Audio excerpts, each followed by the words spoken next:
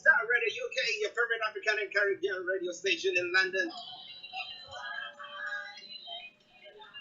On this wonderful Friday morning where we're heading to a bank holiday weekend. I think that will be the last one before all the kids go back to school. So it's going to be a massive bank holiday weekend, right? But what have you planned to do? You don't know what to do? Yeah, we can start from here. What we have is a line Koiki who has joined us. I'm going to cross it over to him. But like I announced earlier, we're going to have the Chief Barrister, the 12th day of Sunday, which is Sunday, go home. Who will be speaking to us from Abuja. But before he joins in, let me go straight to Mr. Line Koiki who has joined in this morning. And I said, good morning to you, Mr. Olayomi Koiki. Well, it is a very good morning to you from this side of the globe. I say welcome again to the STARR Radio UK, your finest African and Caribbean radio station in London. It is the 27th of August, 5 minutes past 11. I say welcome to all our viewers from around the globe. Yes, how are you doing, sir? Well, it's Friday. Thank God it's Friday as usual. We give thanks. I can only say, as long as you're alive, with a lot of activities happening around the world, you have to give thanks to the Creator as well. I mean, it's quite a lot happening. Looking at the scene from Kabul airport where so many lives have been lost. I've just been able to watch some of those videos coming out from that incident. You can only cry for humanity. Yeah, it's a sad one, but well, that is something that some people want to do. How can you even stop them? But we hope for the best for each and everyone who is suffering. And communities that are suffering from attacks, various attacks from kidnappers, from bandits, whatever it is. It's all an attack on people who want to just live their life in peace. All right then.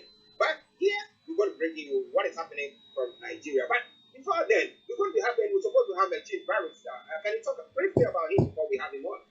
Yes, this morning in Abuja, just as we've been following, the update of those detained by the DSS.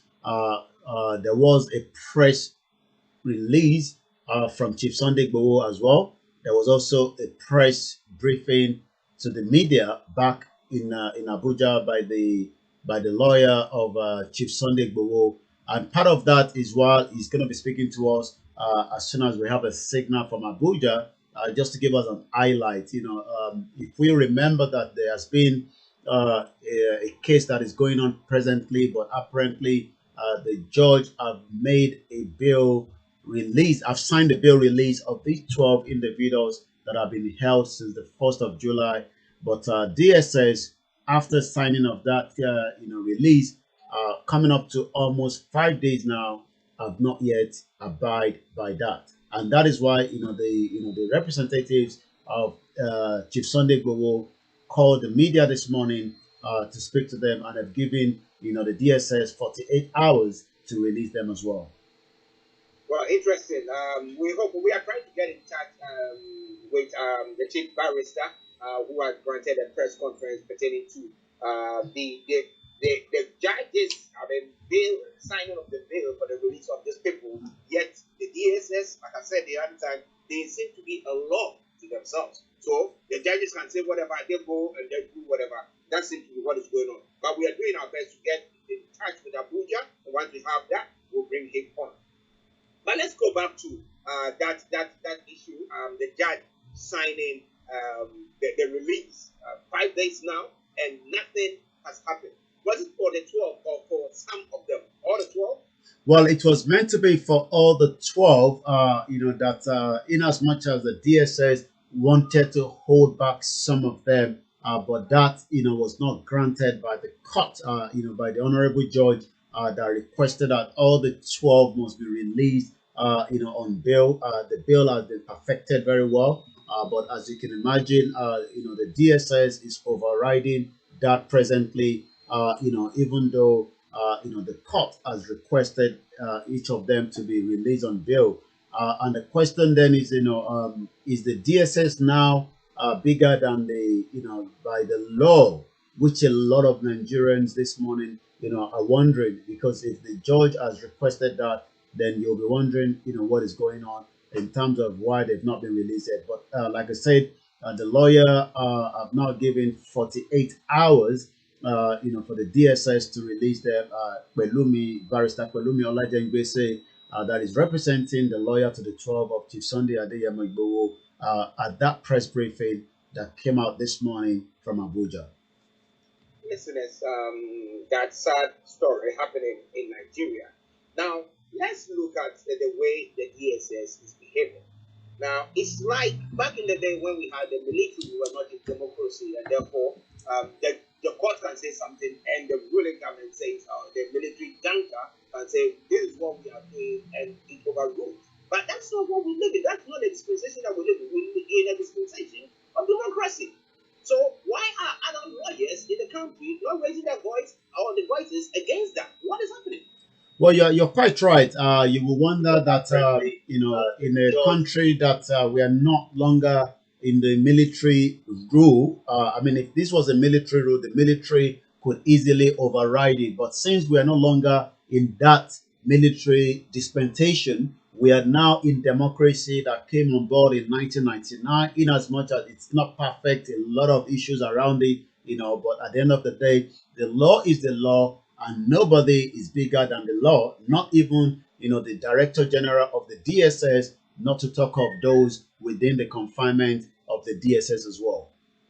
So that brings the constitution into question, because people are going to say that it's a constitution that people, you want us to go back a couple of years ago and vote and to select or elect another person to be the president, and if that constitution cannot be adhered or obeyed by people like that, then what's the point? Well, you're quite right again. The question is, what is the point? I mean, the point is, we expect, the law to be respected, in as much as, there's still a lot of dispute, to the, a lot of dispute when it comes to the Constitution itself. Remember, there's a lot of, dispute in the sense that, those that are agitating for self-determination have, put that Constitution as a test of time that needs to be taken down. Likewise, most of the governors as well within each of the state have requested a review of that as well. Just yesterday, I was looking at the Delta State governor, Okowa, that also talked about bad governance, ethno-religious conflict, being of Nigerians' unity. All this happened when he was at an event on Wednesday, says bad governance, ethno-religious conflict, and lack of faith in the electoral process were major causes of disunity in Nigeria. Okowa stated this during the address of the 2021 annual lecture and symposium organized by the Ripple Center for Data and Investigative Journalism at the in Lagos. The theme of the dialogue is rebuilding trust in a divided Nigeria. And if Nigerians are going to have trust in Nigeria, part of what is going on with the detained 12, which the lawyer also did talk about, we hope we get him on board, before the end of the broadcast, did talked about that you might not literally, like, the person involved, which is Chief Sunday Igboho, but remember that this could also happen to any Nigerian, which has also been happening because the DSS is not the first time that flawed the law of the Constitution. Listeners, it is Star Radio UK. It is the Friday edition of the morning show. Updates from Nigeria with Mr. Olayomi Koiki. Like he said, we're doing our best to see whether we can get a chief barrister representing the 12-8 of Chief Sunday Igboho, who are supposed to be on bail. However, the DSS is still, holding them. What law is working in Nigeria? Are they a law to themselves? We'll be looking into that more, and we're trying to do our best to get in touch with the barrister. Once we have him, we'll bring him on. But now let's go to some of the other stories that's making the rounds in Nigeria. Now, interestingly, kidnappers have released some school children that they kidnapped. And actually, a statement that has come from the head teacher is that, look, the community had to pay that ransom, had to buy motorcycles and stuff like that for these people to be released. Now, you live in a country where you think you have voted people into power, you are paying your taxes for you to be protected, and you end up having to cough up yourself to protect yourself and to release as a ransom to release your own people. Then what's the point? Well, you're quite right. What is the point? When you have people that have been put in power, either from their constituency base or the senator or the House of Representatives, and the job of each of these is to also make sure that lives are protected. A lot of Nigerians have lost hope when it comes to paying ransom. A lot of people just pay the ransom, even though at some point the presidency wanted to put it, the Senate wanted to make it a ban that you must not pay ransom. And the question is, if you don't pay the ransom, do we have the security operatives to protect lives and property as well? All I can say is most Nigerians have avoided using the security system, rather paying off before their loved ones have been killed or taken away without being seen again. Okay, now let's go to some of the other stories making the rounds. Over to you. Yes, there is an ongoing incident of, again, a suspect vandalizing the NNPC pipeline in Lagos to steal petrol. This is happening in somewhere in the Kotun area. We'll advise all our listeners living in that particular area. It has already gone bust. We don't know what the situation is, whether the fire brigade have been there to put things in place before another inflamer will be going in that particular area. We've seen a lot of vandalism taking place most times as people are trying to take advantage of the very, very flammable pipe passing through. We've seen people drought wealth, oil well, a kind of a system to take off some of this oil going through this pipeline, and sometimes they could be very dangerous, and we've seen a lot of people that have died in that as well. So this particular one, as I speak right now, is still ongoing. A pipeline belonging to the Nigerian National Petroleum Corporation has been vandalized by suspected vandals in Igodo, Ikoto area of Lagos. According to the suspect vandalized the pipeline in a bid to steal petrol in the early hours of this morning. Please, if you're driving through, if you're going through those areas, we've got to be extremely careful, because any little flame would turn the whole area out as well. Petrol content, which was gushing out of the punctured area of the pipeline, reportedly flooded drainage channels connecting various streets, including Omoboriowo Street, Old and New Garage Junction in Ikotun. According to the Director General, Lagos State Management Agency, Olufemi Oke, while confirming the incident, said there was no loss of life at the moment. So again, let us be very, very careful as we are driving through those particular area once again at Ikotun axis of Lagos. Let's now go to some of the other headline as well. Once again, this is Star Radio UK. We're still reviewing part of what the former Navy officer told Nigerians of the situation of the Nigerian Defense Academy attack. That interview is being analyzed by a lot of Nigerians because so many things came out of it as well. Remember, we talked about early this week, doctors trying to get to Saudi Arabia. It doesn't seem that have gone very well with the government, as now DSS has dispersed the doctors, arrested journalists on that recruitment to Saudi Arabia that was organized. The headline says, organizers suspend Saudi Arabia recruitment as the DSS dispersed the doctors and have also arrested journalists. So you can see that, this is a country that when information filter through, rather than running after the criminals, they are more interested to why those kind of news has to come out to the Nigerians. I mean, it doesn't sound very good for Nigerians government that Saudi Arabia have decided to come to Nigeria and make a recruitment of their doctors. But some of the reason is also the next headline: doctors strike. Federal government urged CMD to invoke a no work, no pay policy. That is also coming from the headline this morning. We'll take a couple of more and then we'll come straight back to you in the studio. Armed forces committed to national security, according to the spokesman. The spokesman of the Nigerian Armed Force have said the Armed Force of Nigeria has said it is committed to national security, peaceful coexistence among citizens, and would do everything within its constitutional mandate to uphold the unity, faith, and the progress of the country. Also, there's a news report coming out from Rivers State of an helicopter, making a shooting up the way down to those within the riverine area in Rivers State. So that is something that we're not sure what is going on in that particular, area of, Rivers State as well as we speak right now.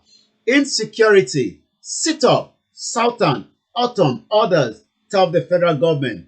Even though the federal government tend to tell the media back home to use the bandit, we call them terrorists. And the headline says insecurity. The Sultan of Sokoto, the Benue State Governor Autumn, and others tell the federal government terrorists may take over the Aso Rock Villa. That again is something quite worrying as well. Prominent Nigerians, including the Sultan of Sokoto, the President General of the Nigerian Supreme Council for Islamic Affairs, Alhaji Saad Abubakar III, on Thursday advised the federal government to sit up and urgently address the rising insecurity in the country. While the Sultan spoke in Abuja at the third quarterly meeting of the Nigerian Interreligious Council, the Benue State Governor Samuel Autumn gave a similar warning in a statement by his media aide Tava Akasha. The monarch and the governor's warning came 2 days after the gunmen attacked the Nigerian Defense Academy, abducted a military officer after killing 2 others. Autumn, while reacting to an attack on him by the presidency, warned that with the rate that insecurity was increasing in the country, terrorists and the killer herdsmen might one day take over Aso Rock without any resistance. For now, let's come back again to you in the studio. It's exactly 11:21. It's still Star Radio UK, your finest African and Caribbean radio station in London. Yes, listeners, Mr. Olayomi Koiki bringing you updates from Nigeria. But I've got Frank here. Interesting. Let me come to Frank. Now, for the Sultan of Sokoto, my apologies, let me say more than that. How are you doing? Yeah. So it's okay. Okay. There are two areas that I want us to all have a look at. But let's look at the Sultan of Sokoto. Now, the insecurity that is going on in the country. Like we were saying, it looks like because some people don't feel it, they have got all the security apparatus around them, protecting them. And therefore, when people are crying foul for this school that the children were kidnapped, the students were kidnapped, and the parents were saying that they had to cough up, they had to pay for the children to be brought back to them. And people sit in Hazard. Okay, this is just sorry to interject there. We know we were meant to have Barrister Balumi, but I can confirm right now from a message sent to him, It says, with the SSS and some unknown men demanding I must come with them. Wow, that's why we couldn't get through to him. Yeah, then he should come. They are summoning him to whether to the police station or something, or to a barracks or something. That's why he could not. He's not been able to join us. But we apologize. The press conference that he's giving, and the fact that he's going to give us. Can you tell us where the location of the place that we can put our cameras there? Well, we do know that when people get picked up like these, they'll probably be taken first straight to the DSS headquarters in Abuja. But I'm sure with quite a lot of his legal backup back in Abuja, there is not just one of them. There about it's quite a big law firm, so they will be doing everything to make sure that they know exactly where it will be taken to. And this is part of what injustice that takes place in Nigeria. A barrister have released a press statement. And right now, the DSS that should be after the terrorists, killing millions of Nigerians in the area that they are hiding, are more interested to gag not just the media now, but also to gag, the legal representatives and so many people across Nigeria. And that is why, in my own opinion, as an individual, I always say the total disintegration of Nigeria is the only option on the table.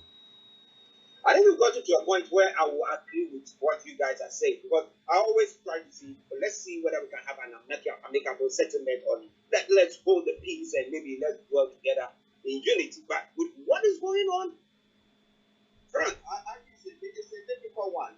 I just hope that the invitation is to give insight and details as to why they've not released them yet. Okay, maybe. We always have to give benefit of doubt. Because it is unheard of. You think of the living point of the fact that the legal representative of those who are fighting to be free, they're not going to be arrested. They are arrested. That would be the lowest of all the lowest abuse of the people's rights, and they abuse a total disrespect of the court system and the legal framework of Nigeria that we have ever seen. So let's keep our fingers crossed that it is not the negative side, but it is everything. Yeah. Now, when it comes to the statement that the Sultan of Sokoto has made, before that, I should look at what is it? People who are paid what they call it, ransom. Yeah.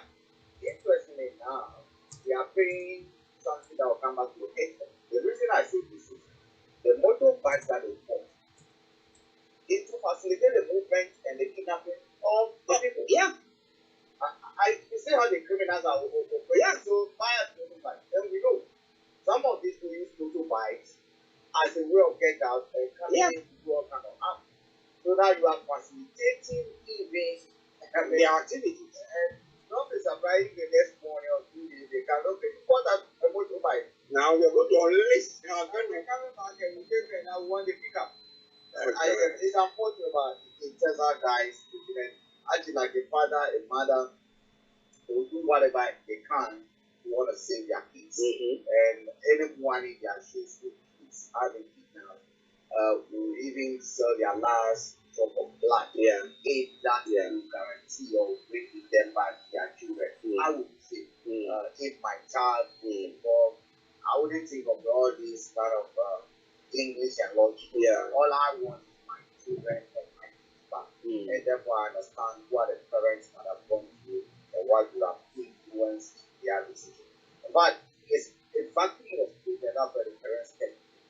Because if after kidnapping the government has been involved, appoint a representative, someone who liaise with it, and then give information. That's when this country, when there's kidnapping on other stuff, you see the government stepping in, taking the central state through the security, who then begin the zones between, whatever the captures and the captives. Because you want that reassurance must be constantly present to assure the people that work is being done to bring their kids back. But if that vacuum is there, they are not hearing it, the video is one of these. The barrister, sorry again, the barrister has requested that we do mention that. I've just got a message back from him again that the situation is still what it is at the moment. Okay. Okay. It's been taken there. So we hope to see what happens. Let's see what happens. We'll keep on monitoring. Now, so these are parents who know that kids are kidnapped. Some of them have come back alive. Others have gone without coming back. Others have gone and we've not heard about them. Others reports are that they've been killed over there. So you cannot predict exactly what is going to happen to the child. And therefore, any rational, unless you don't have the believe that there's a human instinct that will keep that you want to pray, you want to do whatever it is. So I don't blame them. Actually, with the Sokoto, they say the Sultan. Yeah, Sultan. Yeah. In my view, the reality is you give it to everyone. And everything you can hide is happening, you can close your ears. It's just a matter of time. Even if you have ears, what you call, you have debts in your ear. It's just a matter of time the debt will fall because it will be too much that your eardrum cannot complete them. You will pop them out. And over there, the sound, the loud sound will enter. So I do believe that the time is coming that there will be no place to hide. Any politicians will hide behind the sultans, the chiefs, the MS, and other things because they know those also have power. And they rally their people behind. So they go to buy them expensive shower, all kind of fruits on them. They have to make sure that they still hold that allegiance on that. It's going to get to the point where you want to talk to a chief, you want to talk to a sultan, you want to talk worry, I've had enough of these talks. All we need is action. Like one person in a million of Nigerians. I can see what is happening physically in my country. I can see what is happening physically. And as I speak to my, it just happened next door to me. I cannot take these calls and hear them talk anymore. Do something before we strike. Now, interestingly, this is a question that I'm posing to everyone who's listening to us, especially our Nigerian listeners. Do you think that you have to still pay your taxes? Because if you're paying your taxes and you end up having to, whether going to loan money from somewhere to now go and pay for ransom, then you might as well keep that money just in case when something like that happens, then you can, because you are not being paid. What about people who are working in various states that the 30,000 that is taking paid, they are not being able to even pay them? And now you're picking up your child. Where did they get that money from? I can't we say that people are corrupt, but we create the environment for people to be corrupted. Well, it is not really UK. It seems that today my feathers have been ruffled, but don't you worry. But here it says arrest doctors and disperse disperse doctors and arrest journalists. Now, what is the duty of the DSS? Let me explain it. It's beginning and increasing looking as if there's a DNA, there's a genetic code that links President Kufuor and Buhari. I mean, it amazes me. Like, people feel embarrassed, government feel embarrassed when public speak or when the people speak in public. They still think we're in caves.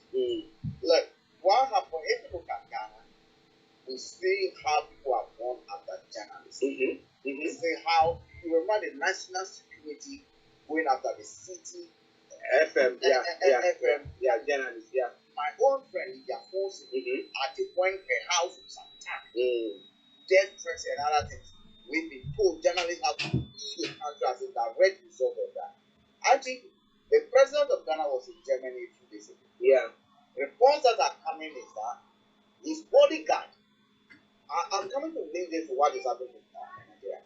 His bodyguard went to the German police who were helping to secure over there and told them that the president felt threatened by the protesters that were saying fix the country, and now we love to fix the country.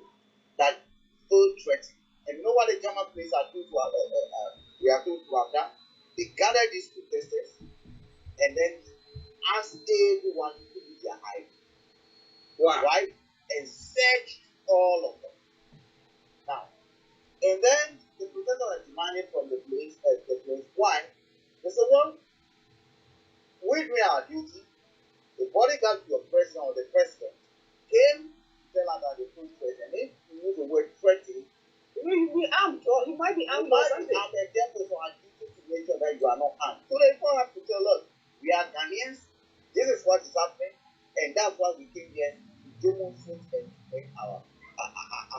this loan. And they allow them to pursue. You see, the mindset of our leaders that we should always fuel their ego. Oh, you do well.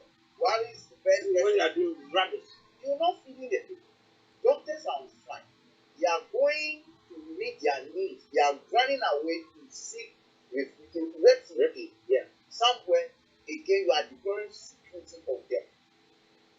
I don't know. And actually, it's like the Taliban. What they are doing? Where people want to leave, and they go to the airport to between them. Taliban when it comes to this. Oh God. No, why will you go after doctors who are trying to go somewhere? Then provide them jobs, get them better conditions, employ them. Some of these doctors have been home unemployed. Yeah. So what do you expect them to do? It's sickening. Anyway, well, Kofi Ali, good morning to you. Yes, Kofi Ali, good morning. Let's say thank you very much to all of you who have joined us on the Facebook and those of you on YouTube and every other platform that you are listening to us from. But let's go back to Solani for some of the other stories making the rounds. Updates from Nigeria. Yep. Yes, sir. Frank is quite right. As the medical doctors that have not been given opportunity in Nigeria, and the Saudi Arabian Ministry of Health that have organized this recruitment. But like I say, the DSS operatives stormed the hotel on Thursday morning and dispersed the doctors and journalists who gathered at the venue. A journalist with the International Center for Investigative Reporting, Marcos Fatunde, was arrested at the venue. Though Fatunde was, however, released later, but again, these are the kind of injustice that takes place in Nigeria on a daily basis. Let's come back straight to some other headline as well. Once again, it is still Star Radio UK, your finest African and Caribbean radio station. Remember to follow us on our YouTube, Facebook, and Twitter, and remember to subscribe on all those platforms as well. Let's go. Media ungrateful, slanting NDA. I'm sure you know who that was going to be saying that. That is the spokesman, Femi Adesina. No, not like Mohammed, the younger brother.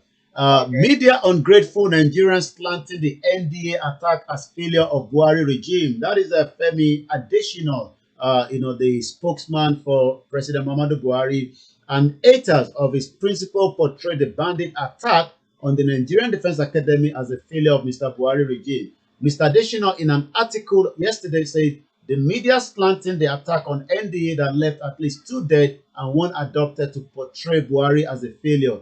It is both sad and disheartening to observe the construct that some people try to give certain development in the country, and that came out in a bold release this week.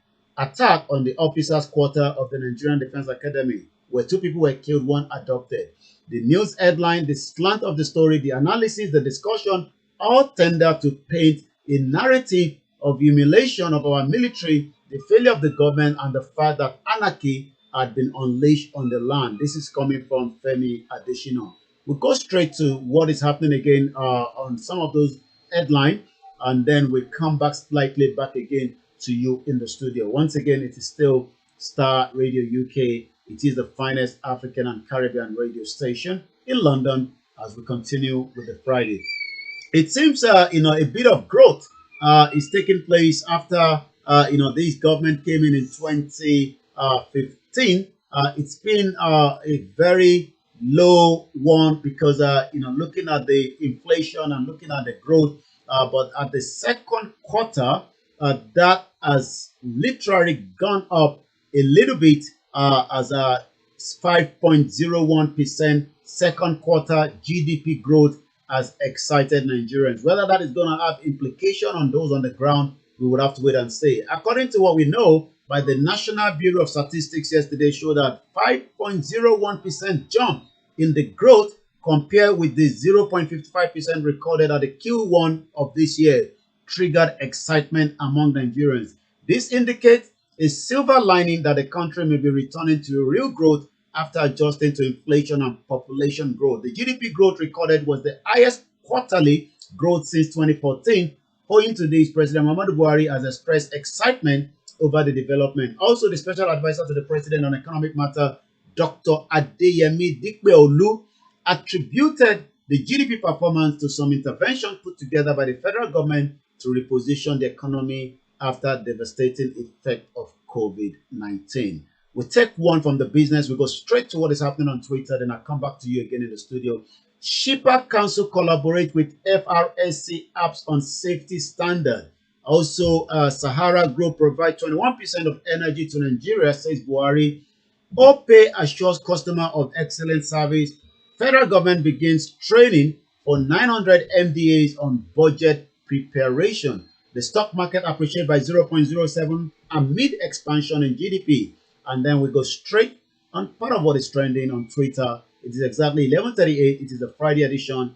And like I always say, it is thank God it's Friday, as there's so much happening across as well. 352 suspected bandits. This is coming from Twitter now. Other criminals arrested in Bauchi. That is coming on Twitter. That is trending.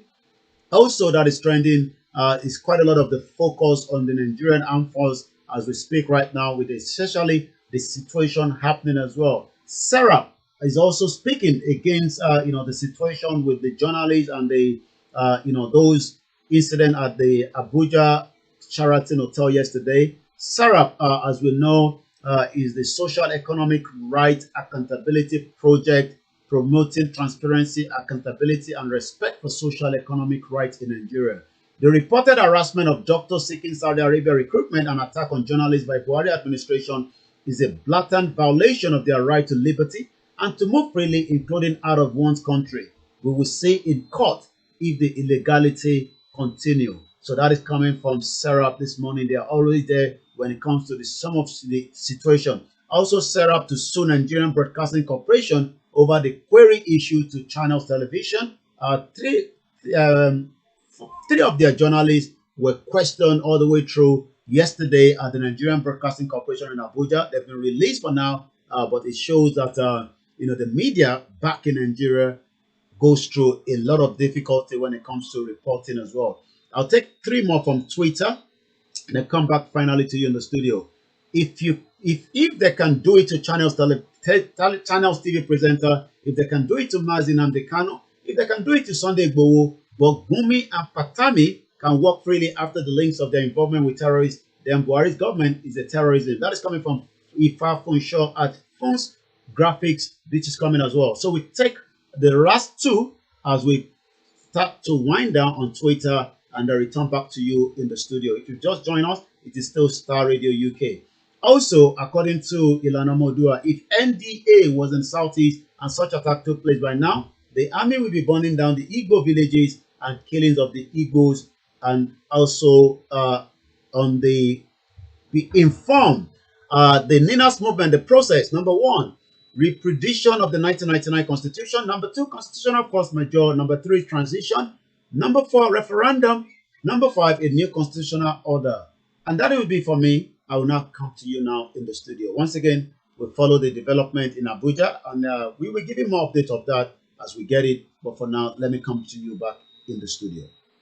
Yes, listeners, Mr. OLAYOMI Koiki bringing you updates from Nigeria. I apologize to our listeners, those of you on the Facebook. I think there was a bit of a pause there or something. Yes, but we are back on. So continue to share the broadcast with your friends and loved ones. So if you sent comments in through and we've not been able to read it, that's been the reason why.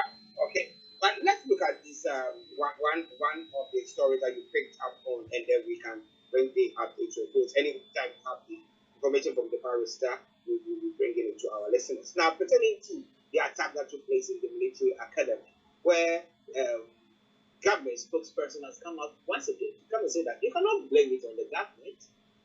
Listen, this is a situation where you are the custodian of the law. You have got all the power. It's been voted, it's been given to you by the Constitution. And therefore, when it comes to protecting the state, whether the military, the citizenry, whatever it is, it's government who's supposed to do that. Now, who should be blamed for that? Well, I think that's unfortunate, and I didn't tell us. I mean, he's blaming the media for speaking too much about it, that they don't think fair.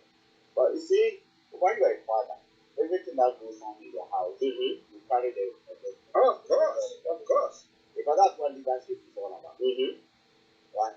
These banditry and this terrorist issue, I mean, they didn't start with attack at the military place. it's not like Al Qaeda attacking Twin Towers. No. Neither was it like what do you call it, 2007 landed bomb again. That's not what it is.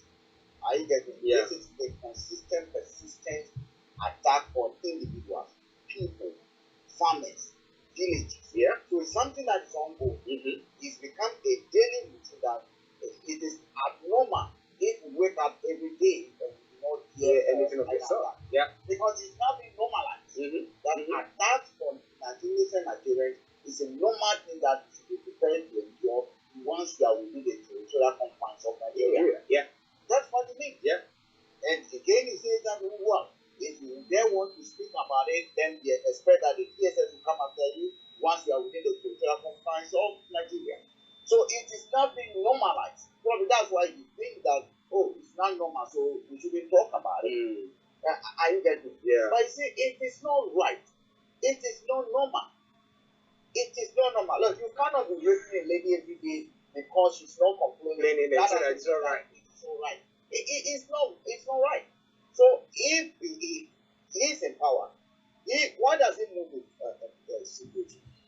You know, all those people, they have police escorts. Yeah. They do have police. Why are they not moving like ordinary Nigeria? Are you getting me? Yeah. Why are they leaving when they go, they shut their door, buy a lot of what? They even upgrade their homes. Yeah. With Give us security gadgets. You cannot come in without code. Yeah. Why are they doing that? If the thing is okay, they should live like a lot of American live. They have big houses, no compound, no fence or anything. Yeah. Live that way. Or they should live like the way we live here. Yeah, in the UK. I mean, only few who have fences around their houses. Yeah. Are you getting me? So that they shouldn't move with security. They should allow the security to go and help fight and protect other communities. Yeah. If they think there's nothing to worry about. Yeah. But you see, actually, also our politicians, like we keep on saying, once they are in power, their brains, they are infected. They have an infection. An descending infection. Actually, that's why I keep on saying the disease and the most challenging problem Africa needs now is the ability to develop two versions, one for politicians and one for the citizens. Yeah. If we can have that, we should be okay. Yeah. That will take a very long time. Well, listeners, that is Mr. Frank Davis for you. We're bringing the updates from Nigeria to a close. But let's go back to Yomi for his final remarks.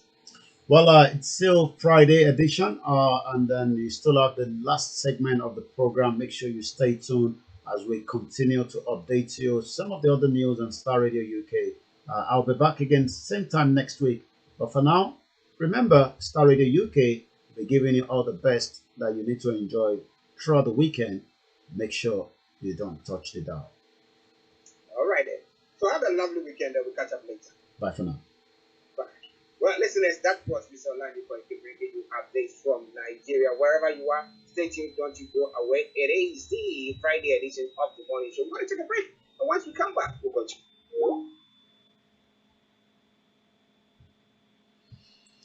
Well, let's continue. Some of the other news on Star Radio UK. Well, let me move my camera and come this way because, as we can tell you, there's a kind of a development coming out of Abuja where we can't get to know why the DSS is more interested. So let me move things around a little bit. Bear with me. As you can tell, let me take away from Star Radio UK and then let's come back to in different screen here as well. I'm sure Teban follow what we were saying on Star Radio UK earlier on. You will realize that we were meant to have the lawyer Belumi with us to speak to us on Star Radio UK. But I can now tell you that from the last time I got a message from him that the DSS and unknown gunmen have arrived into their office. These are the latest development coming from Abuja as I speak to you right now. The question then remains is, should we now be scared? Because so many of us, and when I mean should we be scared? Should we be scared that those of you that still believe in Nigeria and thinking that the system is working, knowing that you saw what happened, I want to apply for share to leave Nigeria, also have been dispersed. A journalist was arrested but later released. What is the problem when it comes to the government not wanting the international community to know about their atrocity? What is the problem?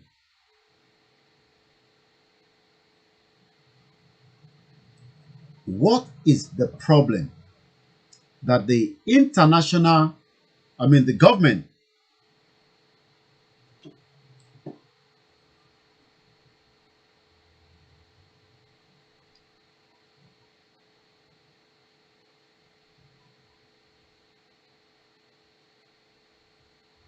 what is the problem? Let's open the phone line and see if we get, the view. There are so many issues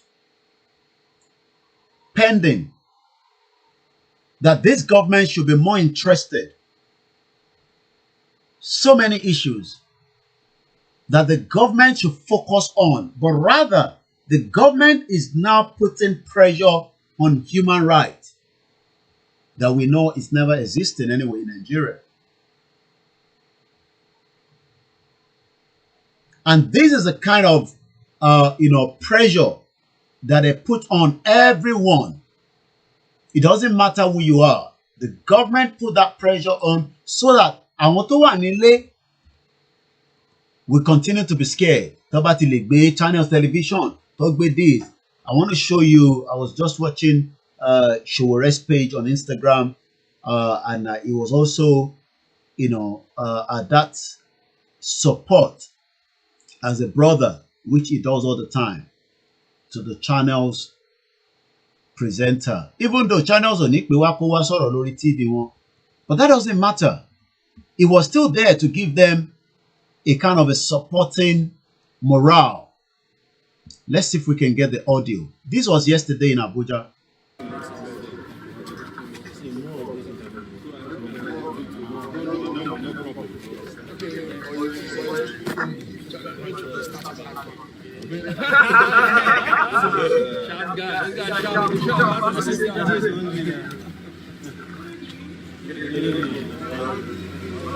And that is what the government wants to do. Put pressure on everybody. Justice wants to put pressure, gag everybody from not talking. Even though they might not bring channels, they might not bring Showore on their platform all the time, because again, it is part of what the government have told them. And there's something I just spotted in this video. Teba wo saleye ibi kokoye, the NBC sign is gone. They cannot even maintain, the outside look of the NBC. Teba wo saleye is gonna come on again. I can't, forward or backwards on this video on Instagram. But if you look at the bottom right there, lower sale, you will see that the sign, just like the last time I went to Abuja House. Let me show you that video, that image. Abuja House. The B shouldn't be by lower sharp. I think it's somewhere. Can't remember which of the image. But I think it's on gallery. Debanroti, that the letter B was missing. But anyway, that is not where we're going this morning. Let's just come back. The question is,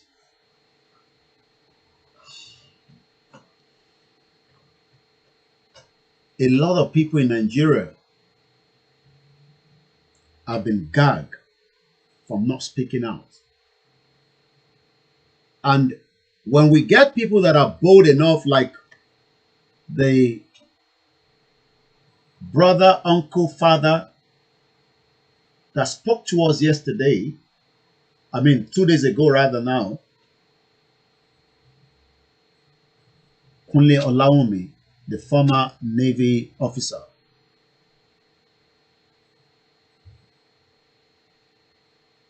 Not everybody will have that boldness.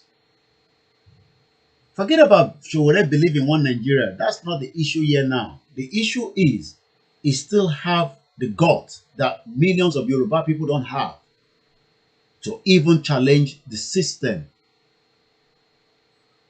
I get that all the time. Showore believe in one Nigeria and all that. Forget about all that. Yoruba ti Igbo mélòó kan ló lọ síbẹ̀ láti lọ support so many activities tó ń lọ l'Abuja. He doesn't care. Ẹ rò pé wọ́n lè pa Showore náà ni. Wọ́n lè pa náà. Ó ti dé gungun ẹja sí wọn lọ́rùn ni.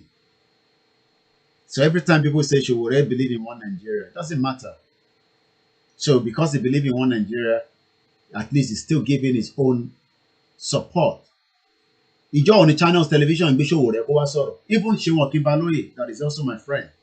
Ìjọ ò ló pe Showore pé gbogbo tó ń lọ o ṣé kò rí Showore pé wá sórí program kó wá sọ̀rọ̀. Kò ní pe Showore now.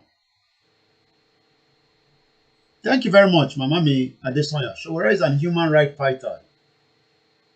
So eye ma sọ pé Showore is for one Nigeria. They are àwọn ọba wa, àwọn politician wa, àwọn doctors wa, ẹ rò pé wọ́n wà fún one Nigeria. There are millions of Yoruba people that still want one Nigeria. Ó ṣe jẹ́ Showore nìkan lè máa point finger. All the time. Torí pé òun jẹ́ ẹni táwọn èèyàn mọ̀ dáadáa. Ẹ wò gbà tó mú àwọn ọmọ wa ní court ó lọ síbẹ̀. Nígbà tó fi ṣe court Nnamdi Kanu ó lọ síbẹ̀. He has given his support. And revolution tó ń kọ̀ fún ó sì máa di táwa náà fẹ́ náà ni. Ó kọ̀ yàtọ̀ síra wọn ni. Bẹ́ẹ̀ni, it is good to have different view and different. Ẹ rò pé gbà táwọn èèyàn fẹ́ kúrò ní UK nínú EU, you think that everybody wanted to leave. Tẹ́ bá lọ sí Central London nígbà yẹn ojoojúmọ́ ló máa ń bára wọn jà. Àwọn tó fẹ́ lọ àtàwọn tó fẹ́ lọ because àwọn kan prefer bó ṣe wà nínú EU yẹn. Whereas àwọn kan like it, but no, we are not interested. Let us get out of EU. So, when we get all these people that all the time say Showore is for one Nigeria, and then so what? It is for one Nigeria. Now, lawyer Pelumi, or barrister Pelumi, as is known, let me bring out his face so that nǹkan kan gbọ́dọ̀ ṣe o. So the government is not happy with him giving a press release today on the case of àwọn ọmọ wa tó kú tí wọ́n fẹ́ fi sílẹ̀. Ẹ jẹ́ ká sọ fún ìjọba pé nǹkan kan gbọ́dọ̀ ṣe barrister Pelumi tó mú yẹn. Nothing must happen to him. He's just doing his job. TTSS bá ti ṣiṣẹ́ tó yẹ kó ṣe ni.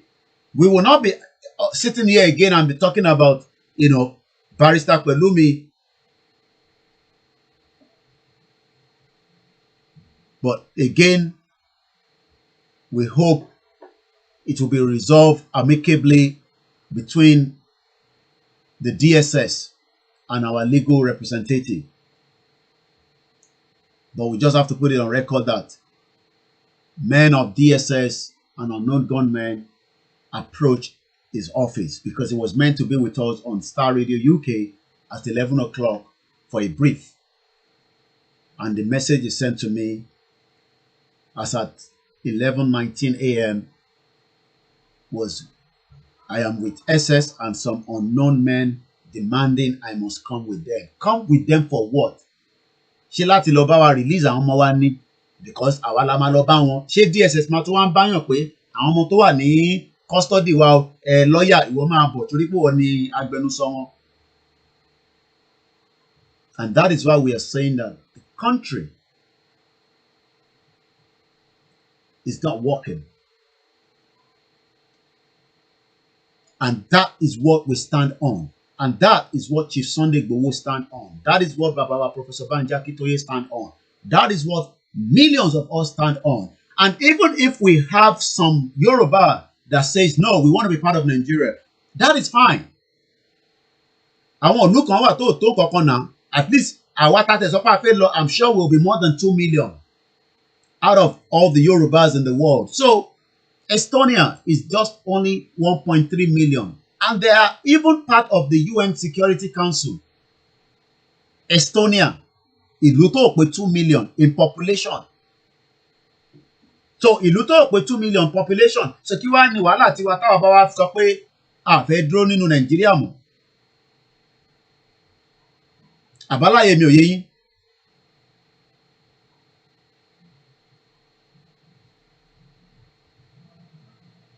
Daura Secret Service. Ẹ máa lo agbára yẹn. Agbára yẹn máa bọ́ lọ́wọ́ yín níjọ́ kan, ó kù díẹ̀. Ẹ máa lo agbára yẹn. Agbára tẹ́ ẹ lò yẹn, ẹ túbọ̀ máa lò ó. Díẹ̀ ló kù, ó máa jábọ́ lọ́wọ́ yín báyìí. Agbára tẹ́ ẹ lò yẹn, ẹ máa lò níṣó. Agbára tó ń lò yẹn, ẹ ní kó máa lò níṣó. Yes, Finland is 6 million. Thank you very much, Gabi. So, tá bá sọ pé gbogbo àwọn Yorùbá kan wọ́n fẹ́ Nàìjíríà, wọ́n fẹ́ Yorùbá nation. Kò mátà. Ìgbà wa tá bá fẹ́ ká kóra wa ká máa ṣe Yorùbá nation náà. Àwọn ìlú tó lù nìyẹn, Finland. Ó bẹ́tà kó máa gbé ní Finland than kó máa gbé nínú Nàìjíríà tá à ń sọ lénìí. Táwọn èèyàn máa pè é lójoojúmọ́ fún owó. Bó ṣe ń pè é fowó. Oríṣiríṣi problem. Mo ń ka story ìkànnà àwọn olóṣèlú wa àwọn tó máa ń ṣeré kó Yorùbá tèmi. I prefer to say it in English than Yoruba anyway, so I got the news that he died. Mo de wa rántí orúkọ wọn again o. Let me say lára àwọn I have the story here. So what I'm gonna do, Victor Olaotan. I'm sure some of you, ẹ jẹ́ ká lọ Google it. I'm sure the news will probably have filtered through right now. But mélòó ni bad news máa fi ń káàkiri. Àti káàkiri nísìn. I just got the news that he died. Even on Google, àwọn èèyàn ti lọ search nìyẹn. Let me bring it here. Kọ́lọ́n kó bá foríjì wọn, kó tẹ́ wọn sáfẹ́fẹ́ rẹ̀. Àwọn family tó fi sílẹ̀, Kọ́lọ́n kó wà pẹ̀lú wọn. But that is not where I'm going. I want to bring something out from this particular story, from what I read. Gbogbo wa la máa sick at some point in our life. Gbogbo wa, àìsàn kan ló máa ṣe wá. Either we now survive it or we die of it. Ẹlòmíì, accident, ẹlòmíì, ó máa sùn kò ní jí. He was born in 1952, age 69. Can somebody just guess? It is because of our health system in Nigeria could probably lead to so many deaths, just like this one. Because from the report I read, that he was taken to Turkey for medical treatment. And after there was no more money, they have to bring it back to Nigeria. And I'm sure you know what happened. The question then is, ṣé gbogbo àwọn tó ń ṣe eré onítàgé tá à ń sọ fún nísìn, àwọn actor, actress tá à ń sọ pé in tá à ń sọ yìí ẹ tẹ̀ fẹ́nu sí, they are not interested. Kò kàn wọ́n. They are not interested because as far as they're concerned, Yorùbá ò ní kankan ṣe. Yorùbá dẹ̀ lọ fi ń ṣe film, Yorùbá lọ fi ń ṣe orí ìtàgé. Ṣé Nàìjíríà wá tẹ́ wa lọ́rùn ni? Ṣé tí gbogbo wọn bá bẹ̀rẹ̀ sí ń ṣe ọ̀rọ̀ lé lórí pé àní àṣẹ Nàìjíríà mọ́? Ṣebí Yorùbá ló fi ń ṣe fíìmù wọn, kò ń ṣe Igbo ló fi ń ṣe, kò dẹ̀ ń ṣe Hausa. So why is it difficult?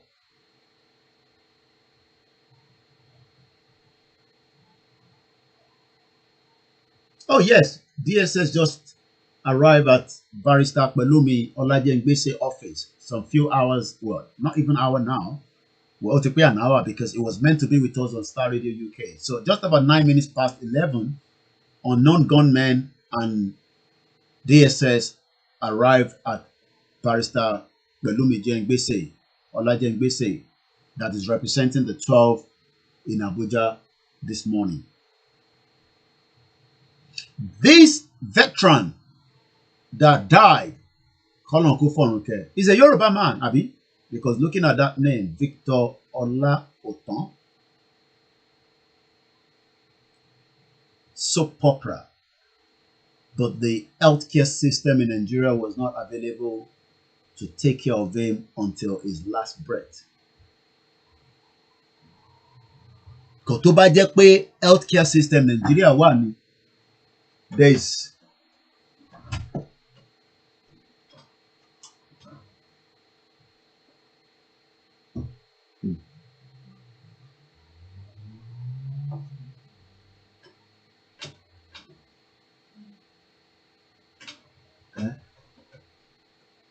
okay. Yeah.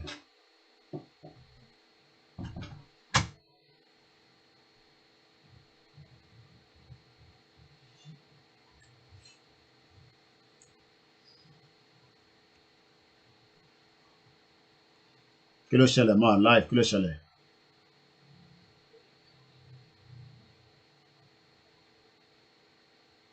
Oh, sorry, later my life.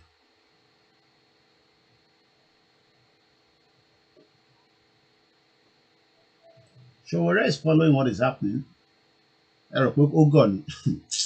Ẹ ní ká fi Showore sílẹ̀.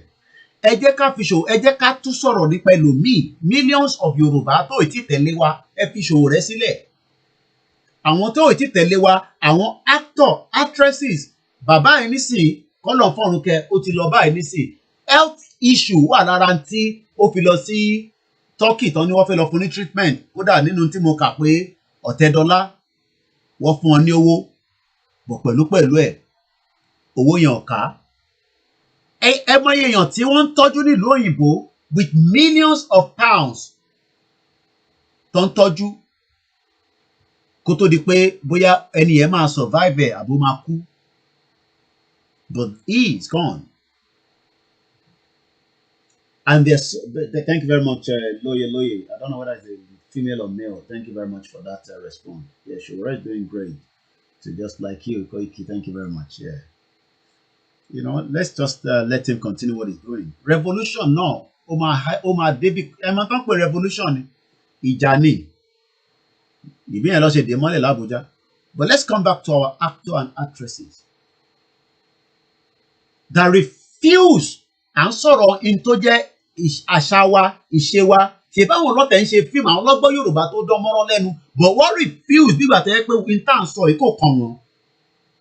Àwọn Yorùbá actor ni mò ń sọ, Yorùbá actresses, àtọmọdé wọn àtàgbàlagbà. Millions of Nigerians are killed of sickness that we the Yoruba have the medicine. You're right. Mama wa Toyin Akaba. Selfish people. À ń sọ̀rọ̀ Yorùbá, ẹ̀yin wa náà ń ṣe movie Yorùbá. Movie ìranu wọn lẹ̀ ń ṣe. Àná fẹ́ dá dúró gẹ́gẹ́ bí ọmọ Yorùbá, ẹ̀yin náà ń ṣe movie. But ẹ fẹ́ sọ̀rọ̀ lé lórí. Ẹ jẹ́ ká ka mo fẹ́ wo bí a máa rí report náà níbí báyìí. Mrs. Ola Oton says she is grateful that the 69-year-old actor can finally go to rest after suffering for years. Hailing Nollywood actor Victor Olaotan died yesterday after a prolonged illness. The 69-year-old actor, who is best known for his role as Frederick Ade Williams in the popular TV series Tinsel, was bedridden for 5 years after he was involved in a ghastly accident. I hope mo follow nǹkan tí mo sọ. Wọ́n fẹ́ máa make owó lórí Chief Sunday Igboho, àwọn actor àti actress wọ́n lọ ń ṣe film. Ẹ rí pé àwọn gbọ́n, àwọn fẹ́ ọ lọ ń ṣe movie lórí gbogbo ìṣẹ̀lẹ̀ tó ń ṣẹlẹ̀. Àìtí ẹ̀ tí ìgbà Yorùbá nation wọ́n ń ṣe movie lórí bàbá wa Chief Sunday Igboho. Tó bá wá sick, wọ́n máa wá sórí social media. Ẹjọ́ fún wa lówó, ẹjọ́ ó ti fẹ́ kú, ẹ̀mí ẹ̀ fẹ́ bọ́. But gbogbo ills tó ń ṣẹlẹ̀ ní Nàìjíríà tó yẹ kí wọ́n máa fi bá wa sọ̀rọ̀, wọ́n refuse. Ní tó máa ṣẹlẹ̀ náà ni màmá mi Adésanya tó bá ti ní ghastly accident, ṣé títì dá náà ni? títì wo ló gbádùn Nàìjíríà? Títì wo ló dá Nàìjíríà? The actor was driving to a movie set in 2016 when the accident took place around Èkó tẹ̀ ló ti ṣẹlẹ̀ o, Apple Junction in Festac. Kò ṣe nínú gbólọ́ ń lọ o, ó ṣẹlẹ̀ ní inú Festac. I'm sure pé àwọn tó bá mọ gbogbo yẹn, let's go and see if Google can give us something around that area. Èkó ló ti ṣẹlẹ̀ o. Now kéèyàn ní accident láàrin Èkó for the last 5 years. Èkó ò ráyè tọ́jú ẹ̀. Èkó Lagos kò ráyè tọ́jú ẹni yẹn. Ẹ já wo bí a rí image. Ṣé rí gbogbo agbègbè yẹn bó ṣe rí? Ọlọ́run bá o. Ìjọ́ làwọn tó wà nílé máa gbọ́n ná. Ìjọ́ wo gan lẹ fẹ́ gbọ́n? Bá ṣe ń sọ̀rọ̀ lọ́wọ́lọ́wọ́ lé èní ní Ìkọ̀tún, gbogbo ẹni tó bá ń gba Ìkọ̀tún kọjá ẹ jẹ́ wà careful nítorí pé ìṣẹ̀lẹ̀ kan ń lọ lọ́wọ́lọ́wọ́ níbẹ̀ nísìn. Ọlọ́run má jẹ́ kí gas petrol explosion kó ṣẹlẹ̀ níbẹ̀ lénìí. Ta máa tún rí fídíò every day breaking news burúkú ni ní Nàìjíríà. Ẹ jẹ́ ń lọ sórí Twitter láti tètè òun lè nà nǹkan nìyẹn. Bí ṣe bá ń sọ̀rọ̀ lọ́wọ́ báyìí nísìn ní Ìkọ̀tún, èyí tẹ́ mọ̀ Ìkọ̀tún dáadáa, ẹ jẹ́ má gbàbẹ̀ kọjá lénìí torí pé tó bá laná gbẹ́ms òkú máa sùn lọ ni, kò dẹ̀ sí medical treatment fún anybody. Gbogbo àwọn tí epo ti jó lára, tíṣẹ̀lẹ̀ epo jàǹbá ti ṣẹlẹ̀ sí, ìyẹn ń lọ lọ́wọ́lọ́wọ́ báyìí nísìnyí o. Wọ́n ní àwọn tó fẹ́ tap epo òun leléyìí o, òun lẹ́rí yìí o. Suspect vandalized NNPC pipeline in Lagos. Wọ́n fẹ́ jí epo. Ìṣẹ́ ní kí ni àbúrò fẹ́ jí epo? Torí pé wọ́n mọ̀ pé táwọn bá jí epo yẹn, táwọn bá lọ tà á, ó máa di owó. But ẹ̀mí wọn àtẹ̀mí àwọn tó wà, ẹ rántí gbogbo ìṣẹ̀lẹ̀ oríṣiríṣi pipeline explosion. They care less about the people within their environment. The problem is that people are not ready to demand for their right in any way. People that were bold enough to rebel were being revoked. You're right. Good morning, Mama Folake Alao. Mo kí gbogbo yín tí ẹ ti darapọ̀ mọ́ wa. À ń bẹ̀ yín ní gbogbo yín tẹ́ bá wà ní gbogbo Ìgàndò area. Ẹ jẹ́ careful. A pipeline, tó bá ní epo pipeline, kò máa ń ṣe nǹkan kékeré torí pé kò má lọ dàbí bàbá wa kọ́lọ̀ fọ́run kẹ́. He had an accident, ẹ wò, ní Festac ní ìṣẹ̀lẹ̀ yẹn ti ṣẹlẹ̀ sí bàbá wa tó kú yìí. Is gone, kọ́lọ̀ fọ́run kẹ́ wọn. Wọ́n bá tí wọ́n lọ lọ́nà, wọ́n lọ sí movie set. But movie set tó ń lọ yẹn, títí ò gbádùn, nǹkan kan ṣẹlẹ̀. Tó bá jẹ́ pé nígbà tí èmi ò mọ̀ tó ṣẹlẹ̀, but wọ́n ní accident ló ṣẹlẹ̀ ní 2016. Tó bá jẹ́ pé accident yẹn, wọ́n lẹ́sẹ̀kẹsẹ̀ bó ṣe accident yẹn, there was an helicopter, there was like more than 10 different vehicles. Wọ́n bẹ̀rẹ̀ sí fún wọn ní treatment. Wọ́n tún ní máa gbé wọn lọ sí Turkish. Ẹ máa ka story yẹn. Ẹ jẹ́ kí n increase the front yẹn because I want you to go along with me on this. Because lóòótọ́ wọ́n ti kú, but ṣé a lè mú kankan lò nínú ẹ̀ lórí ọ̀rọ̀ Yorùbá nation nítorí pé bàbá wa yìí kọ́lọ̀ fọ́run kẹ́ wọn. Maybe ẹ wo gbà tí kọ́tó accident before and now. People have accident. Let me show you the latest accident. There was an accident on the M25. Accident M25 in London. Kódà nǹkan tuntun ti ṣẹlẹ̀, M25 crash. Bá ṣe ń sọ̀rọ̀ lọ́wọ́ báyìí. Okay, live crash update as multiple vehicle accident caused. Eléyìí tó ṣe ń ṣẹlẹ̀ ní o ní UK. Accident ń ṣẹlẹ̀ lójoojúmọ́ around the world. Ìyẹn ò ṣe new thing because a máa rí driver wèrè kan for whatever. Ibi títí ti tẹ̀dá lélẹ́yìí o. This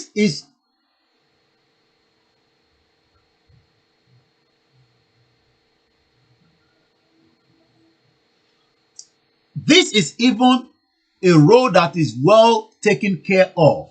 M25 live traffic update as multiple vehicle accident causes delay near Godstone. Traffic is building up on the clockwise carriage.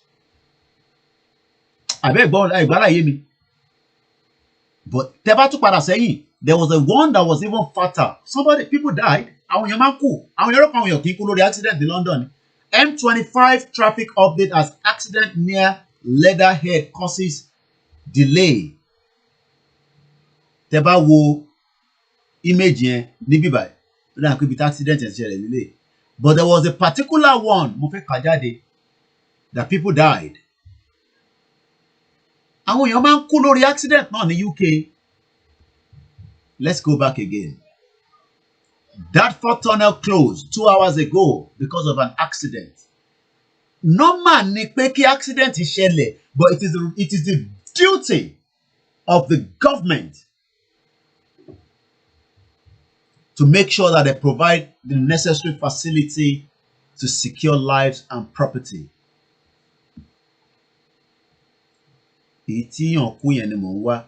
This was this week. Accident to ṣẹlẹ̀ yẹn kò ń ṣe lénìí. But there's always accident. Eléyìí ni mo fẹ́ wá 2 days ago. Everything. Wàhálà yín pọ̀ ẹ ṣáà kẹ́ ṣáà máa collate data wa accept. Data náà lẹ ṣáà wá kẹ́ máa send oríṣiríṣi sí wa. Everything we know about the M25 crash near Waltham Abbey that left 3 people died. 3 people dead, rather. This was 2 days ago. 3 people died in a motor accident that happened on the M25 by Waltham Abbey. I'm sure will know what I'm talking about. Let's read a little bit further. A serious crash on the M25 saw 3 people die and 2 arrested after a huge collision that shocked the motorway for hours. Emergency services attended the scene of the accident on the M25 anti-clockwise near Waltham Abbey shortly after 6 p.m. yesterday evening, which was Monday, August 23rd. 3 people tragically lost their lives in the crash, while a 4th is in the hospital with life-threatening injuries. 2 drivers have also been arrested. Following the crash, a diversion was put in place while emergency services dealt with the incident. Motorists were advised to travel on the M11 to bypass the M25 where the accident had just happened.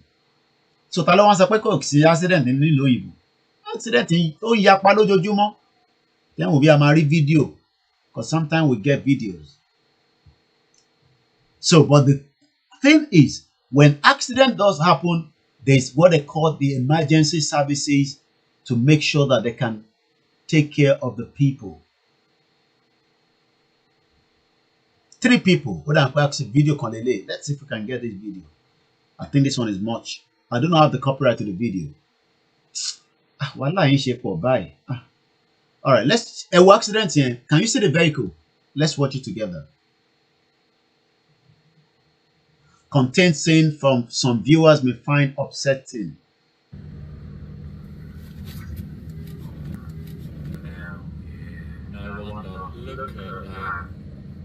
Look at that. Now, mo fẹ́ pause. This is an accident in UK. It is not that pé akàn sọ pé accident ń ṣẹlẹ̀ ní Nigeria. Ṣé kò kí ń ṣẹlẹ̀ ìṣòro ní tẹ́lẹ̀ máa bí wá ni pé ṣé kò kí ń ṣẹlẹ̀ nílùú òyìnbó? No, I don't argue that it doesn't happen. This all as at any accident ti ṣẹlẹ̀ rẹpẹtẹ lórí títì. But there is an emergency services available to make sure. Let's rewind it again. Ẹ jẹ́ ká padà sẹ́yìn. Again, content scenes some viewers may find upsetting. Ewaduru, blue flashes. Ọlọ́pàá kan lélẹ̀ nísìn, wọ́n ti wà níbẹ̀. Ready to make sure that, look at that. Gbogbo tó bá ṣẹlẹ̀ níbẹ̀ yẹn pátápátá. Now, this is a fatal accident in UK. So pé èèyàn kan l'accident in Nigeria, ó ti jẹ́ Nigeria nìkan lè máa fi ṣe àpèjúwe, ṣé wọ́n shut up your mouth, okay? Accident happen here in UK every day. I ṣe ń sọ̀rọ̀ lọ́wọ́lọ́wọ́ báyìí nísìnyí wọ́n ti gbára wọn. But there's a system that is there. Ẹ wòran. Ẹ wo accident yẹn bó ṣe rí. Abẹ́rí. But now ẹ wá dúró àwọn tí wọ́n wà in place. Ẹ wá dúró emergency tó wà available láti fi solve problem yẹn. This is M25 on Monday. Ìlú tó ní system tó wà in place. Ìlú tó ní system tí ó ń ṣiṣẹ́. Kàmáì tí wàá sọ ìlú tí kò lálùbáríkà kankan rárá because tó bá ní accident bí bàbá wa ṣe l'accident yìí ní 2016. Let's come back to his face. Bàbá wa dà. Where is this now? He died because he had a ghastly accident in 2016. But the problem is there was no hospital in Lagos. This accident happened in Festa in 2016. He had until recently been battling for his life in a Turkish hospital for almost 3 years. Ọdún mẹ́ta ni bàbá wa fi wà ní Turkey ní hospital wọn, but ẹ lè máa imagine èyí tó máa cost wọn every day to be in Turkey láti máa gbé níbẹ̀ for 3 years. Ṣé mọ̀ pé 3 years yẹn tó bá jẹ́ pé Nàìjíríà ń ṣiṣẹ́ ni inú Nàìjíríà rẹ̀ kọ́ ti máa gba treatment ní láti ṣètò gbé wọn lọ sí Turkey for what? Yes, you're right, Mama Rachel. The difference is that every precautions are taken to avoid the occurrence of accident, and most of there's preparation for such occurrence. Accident would happen even in your house. Ẹlòmíì lè ṣe gas níbi tí a ti wo Koiki, ó ti gbàgbé pé òun dáná akọ. Ìyàn kan pè wá lórí show kan ní last year. Bí à ń wo program tèmi ni o, bí àtẹ̀yàn kan ni ó ti gbàgbé pé òun gbé nǹkan sórí iná. Ìyẹn dẹ̀ ti múná. So flame ti lọ sókè. Àwọn ó ti trigger, and there are some buildings tí wọ́n kọ́ àwọn arúgbó sí. Irú àwọn buildings yẹn wọ́n link emergency system. They link it straight with the fire brigade, the police, and the ambulance. So if there's any fire smoke alarm that triggered straight away in those areas or in those buildings, it goes straight into the emergency services, and 3 of them will arrive because arúgbó tó wà níbẹ̀ wọ́n ti fẹ́ jẹ́ kó kú. Arúgbó tiwa làwọn fẹ́ jẹ́ kó kú Nàìjíríà. How old is he? Only 69 years. Ayé ṣì wà fún wọn náà. If only things were put in place properly. But rather, he spent 3 years at Turkish hospital. 3 good years. Òun lè ń wò ní bíbá. 3 good years. But do you know what happened? If it is true, I think the man called from Germany. Oh yes, yes. Àwọn màmá wa ń tẹ̀lé wa lórí ètò. Ó dà pé Germany ni arákùnrin yẹn ti pè lóòótọ́ níjọ́ yẹn. That was last year. Mo kí gbogbo yín o, a kú ọlá Jímọ̀, aṣọ ọ̀pọ̀lọpọ̀ ẹ̀ láyé. Mo kí ẹ̀yin Kristẹni wa, a kí ẹ̀yin oníṣẹ̀ṣe, a kí gbogbo ẹ̀yin ẹlẹ́sìn àbáláyé. Káyé máa sọ pé ẹ̀sìn kinní kan ni, àwa la ní ẹ̀sìn àbáláyé tiwantiwa ni. Ọba máa pẹran sórí nǹkan kan, ọba máa tẹ̀jẹ̀ sí problem tiwa nìyẹn, kò ṣe problem tẹ̀yìn. Ẹni bá fẹ́ ṣe religion tiẹ̀ kó ṣe, ẹ má fi religion tí contradict religion mi. Ìjàkagbé dání ó ṣe ẹ̀sìn rárá. Àníṣe bàbá wa ṣaláìsí, bàbá wa yìí jiyàn kan ní kò ṣe bàbá wa, bàbá náà la máa pè é, ọ̀ṣà ìṣọmọdé. Now, after gbogbo 3 years tó ṣe ní ìlú òyìnbó, ní Turkey ni o, ìlú òyìnbó náà la máa pè Turkey, kò sí owó mọ́. Nígbà tí wọ́n bá wà nílùú kan for 3 years, mọ èyí tó máa cost wọn ni. Do you know what happened? The late actor was recently flown back to Nigeria, where his condition deteriorated when the family, could no longer shoulder his medical expense abroad. Kò sówó mọ́ ló ń jẹ́ bẹ́ẹ̀. Kò sówó mọ́. Irú àwọn tó l'accident ní bíbá yìí nísìn. Ṣẹ̀rẹ́ nìkan tán ní ó sì survive ẹ̀. Ẹ mọ̀ pé à ń play video ìlọ́lẹ́ nǹkan. Ṣẹ̀rí ẹni tí ó sì survive accident yìí, gbogbo nǹkan ló máa fẹ́ fi tọ́jú ẹ̀ pé kó má tẹ̀ kú torí pé mẹ́ta ti kú. 3 killed, 1 fighting for life after a lorry, a minibus, and a car pile up as 2 people have been arrested. Bóyá lorry driver, I don't know what the incident or what has happened, but gbogbo report yẹn náà ló máa fáwọn journalist, gbogbo yẹn ló máa mọ̀. Maybe not now. and what can be done. Bí a lorry driver yẹn bí ó fẹ́ change the CD player nínú mọ́tò ni bí ó ń jẹun ni, things happen, especially when you're driving. Let's watch more of the video. I do not own the copyright to it.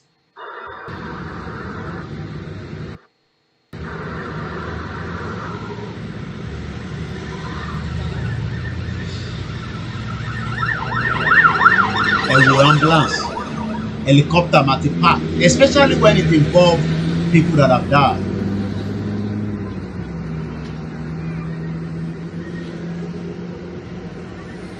And the question I'm asking those of you at home, can you also get this kind of opportunity? And don't tell me it is not possible.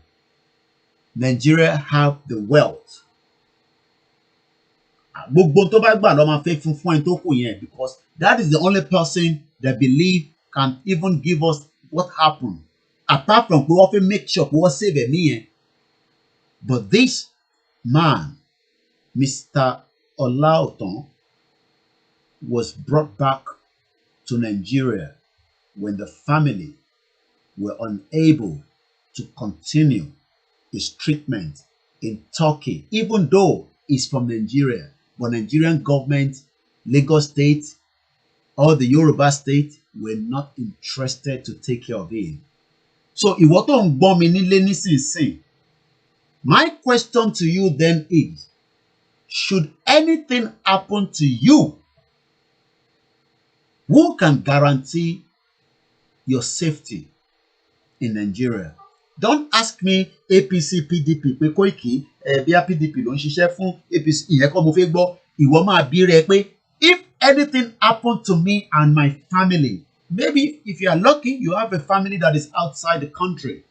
Apart from kọ́ wa máa ṣí GoFundMe fún ẹ, kọ́ máa tọrọ owó lórí social media fún wa, can you guarantee your safety in Nigeria?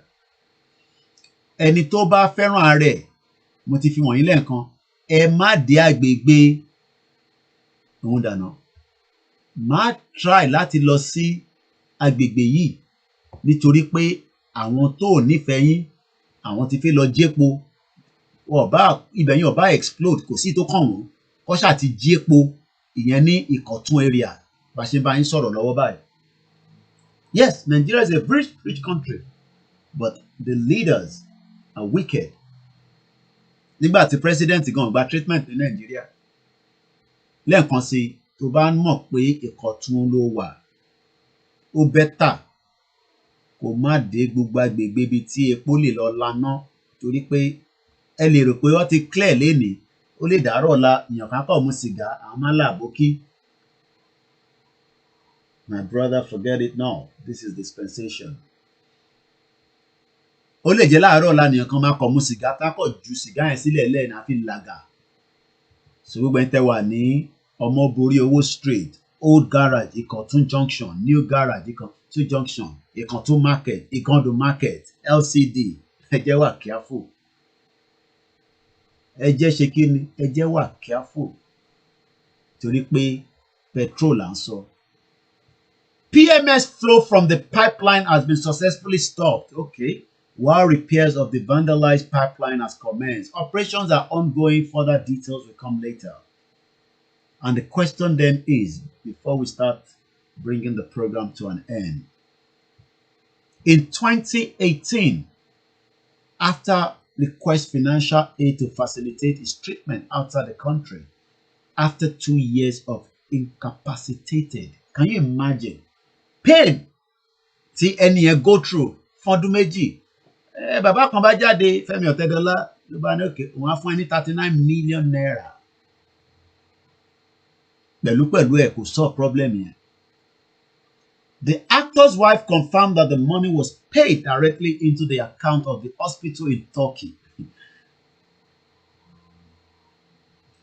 Mama Wani, in fact, your question reminds me of our driver who got sick after we had left Nigeria. He couldn't get hospital treatment. He died of diabetes. May his soul rest in peace. Nigeria is dead to danger with government.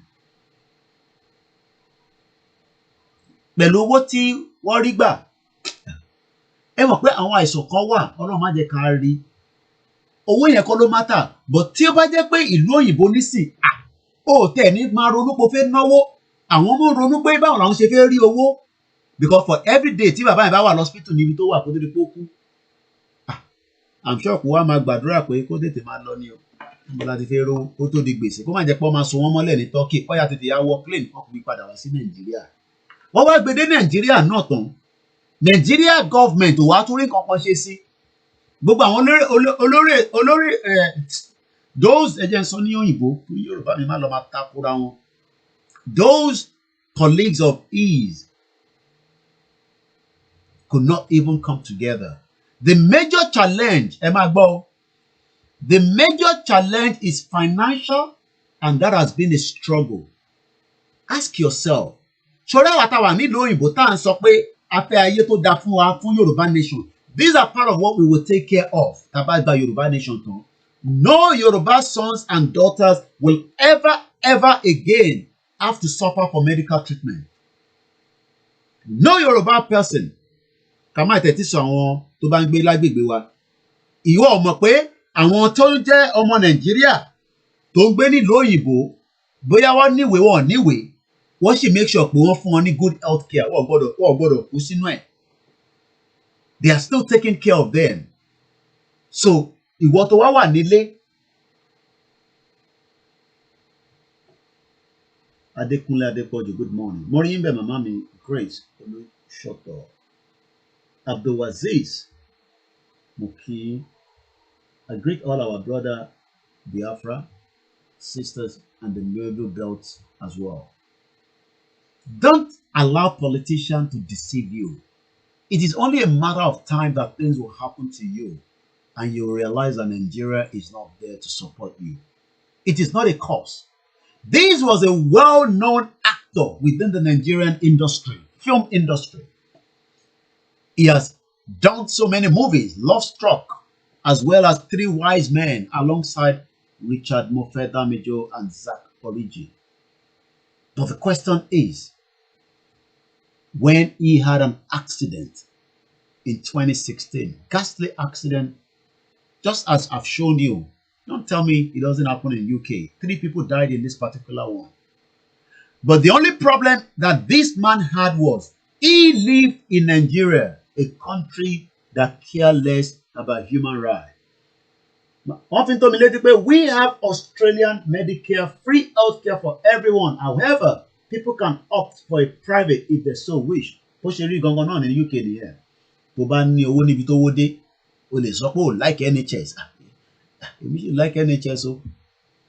Náà má jẹ́ kí n sọ pé mo like NHS. Mo like NHS ìkẹ́. O mọ̀ tọ́jú tán fún mi lójoojúmọ́. Kí wọ́n sọ pé mo like NHS. I love NHS, National Health Service, taking care of myself and the family, just like millions of people are enjoying it as well. But back home, these families suffered for financial reason because we have come out occasionally to ask for funds. Wọ́n náà wọ́n jáde lóòrèkóòrè nígbàkígbà láti wá tọrọ owó lọ́wọ́ ẹ̀yin ọmọ Nàìjíríà. We are not ignorant of the fact that there are challenges with the COVID pandemic. Everybody has been affected locally and internationally.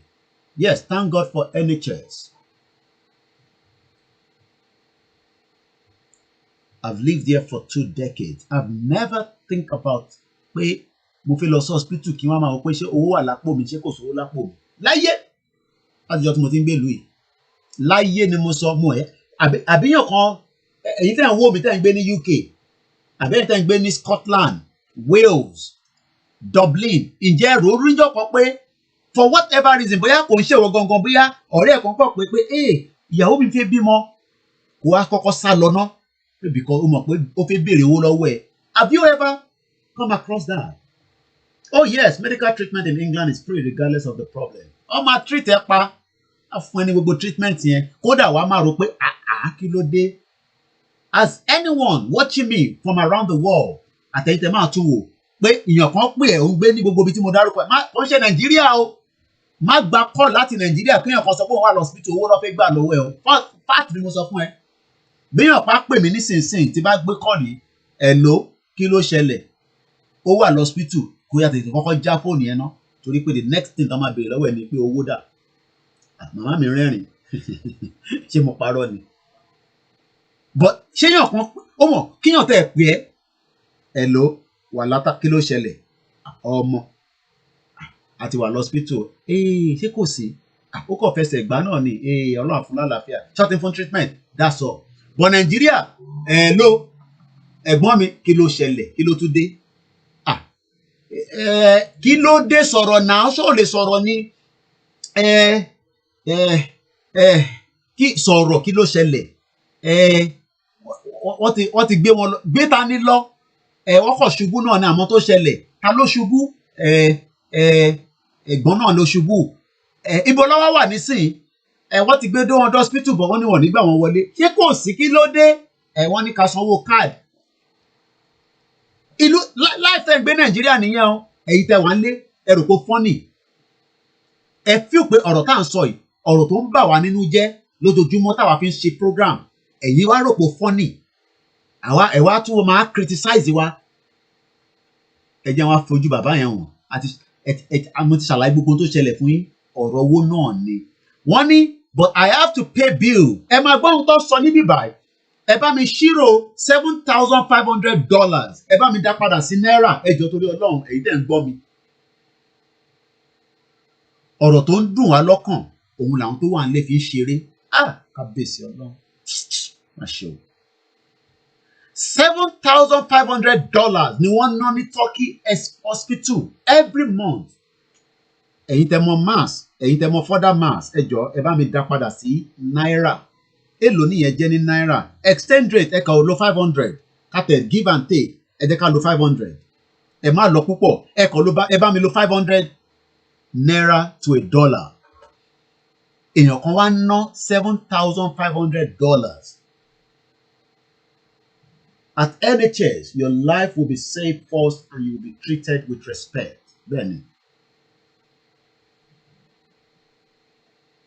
èèyàn kan ní Yomi you have learned how to speak your language very well bó ṣe máa ń kọ́ mi lẹ́nu Yorùbá ẹ̀ bá ti ń lọ máa yá fòyìnbó sí ìṣá ní para mi láti ẹ pé tí mo gbọ́ nìyẹn ilẹ̀ kókó gbé Nàìjíríà púpẹ́ àwọn tó ń gbé Nàìjíríà a máa ń bẹ̀ yín ẹ̀ ń tẹ̀lé politician bàbá yìí ṣe movie ẹni tó mọ̀ bẹ́ẹ̀ ní mọ̀wó ní film industry ó wá dẹni tí ó ní accident ní 2016 ẹ má bínú pé mo láti fi wọ́n ṣe program kò ṣe pé kí ni but èyí tí mo fẹ́ lò ń bẹ̀ ni pé health care kò ṣiṣẹ́ ní Nàìjíríà ní tó pa bàbá yìí nìyẹn àti rẹ̀ ń tó mọ máàsì ni ẹ bá mi ṣe náà 7,000 ok ẹ bàbá mi ṣe jẹ́ kí èmi náà lo máàsì mo ṣáà ní calculator ní bíbá 7,500 times 500 so this family were spending 3.7 million every month now tàti rí kìíní ẹ má ní pé èmi kọ́ mo kọ report yìí o family lọ release ẹ̀ fáwọn press but ojú ẹ̀ ń tà ń sọ̀rọ̀ ẹ̀ látẹ̀kan lélẹ̀ tó ẹlòmíràn pé Koiki ta ló ń sọ̀rọ̀ ẹ̀ gan-an ta lẹ́ni náà orúkọ bàbá wa náà nìyẹn is a Nollywood actor gbogbo I'm sure pé mọ̀ bẹ́ẹ̀ ní mọ̀wó ẹ̀yin tẹ́ ń wo Nigerian Yoruba film that is what happened to me 2 months ago èèyàn kan ló ń sọ bẹ́ẹ̀ kò ń ṣe mí o lórí YouTube why I lost my sister-in-law after delivery àìmọye àwọn tó ń kú lẹ́yìn tó bá bímọ àbí kó tó bímọ ìyẹn maternity death ìyẹn ló yá pàjù Nàìjíríà ṣé n tó fún ní treatment kọ́lọ̀ foríjì wọn ṣé ọmọ yẹn wà ṣá ṣé ọmọ tó fẹ́ bí yẹn ṣé ọmọ yẹn wálé torí pé tó bá tún wá ìyẹn ló máa dùnyàn jù I hope the baby came before the mother died. If the hospital knows that you are homeless, the council will give you a home and you will look after even with money as upkeep. I'm sure pé tó ń sọ̀rọ̀ yóò dà pé àwọn kan ti lo sáfíìsì NHS dáadáa bíi tèmi náà nìyẹn. God bless NHS for us. Àwa ń sọ pé a fẹ́ the same system fẹ́yìn tẹ́ wà nílé ẹ̀yin wá tún sọ̀rọ̀ APC 2023 ẹ̀ sọ̀rọ̀ PDP 2023 ǹjẹ́ ní làákàyè.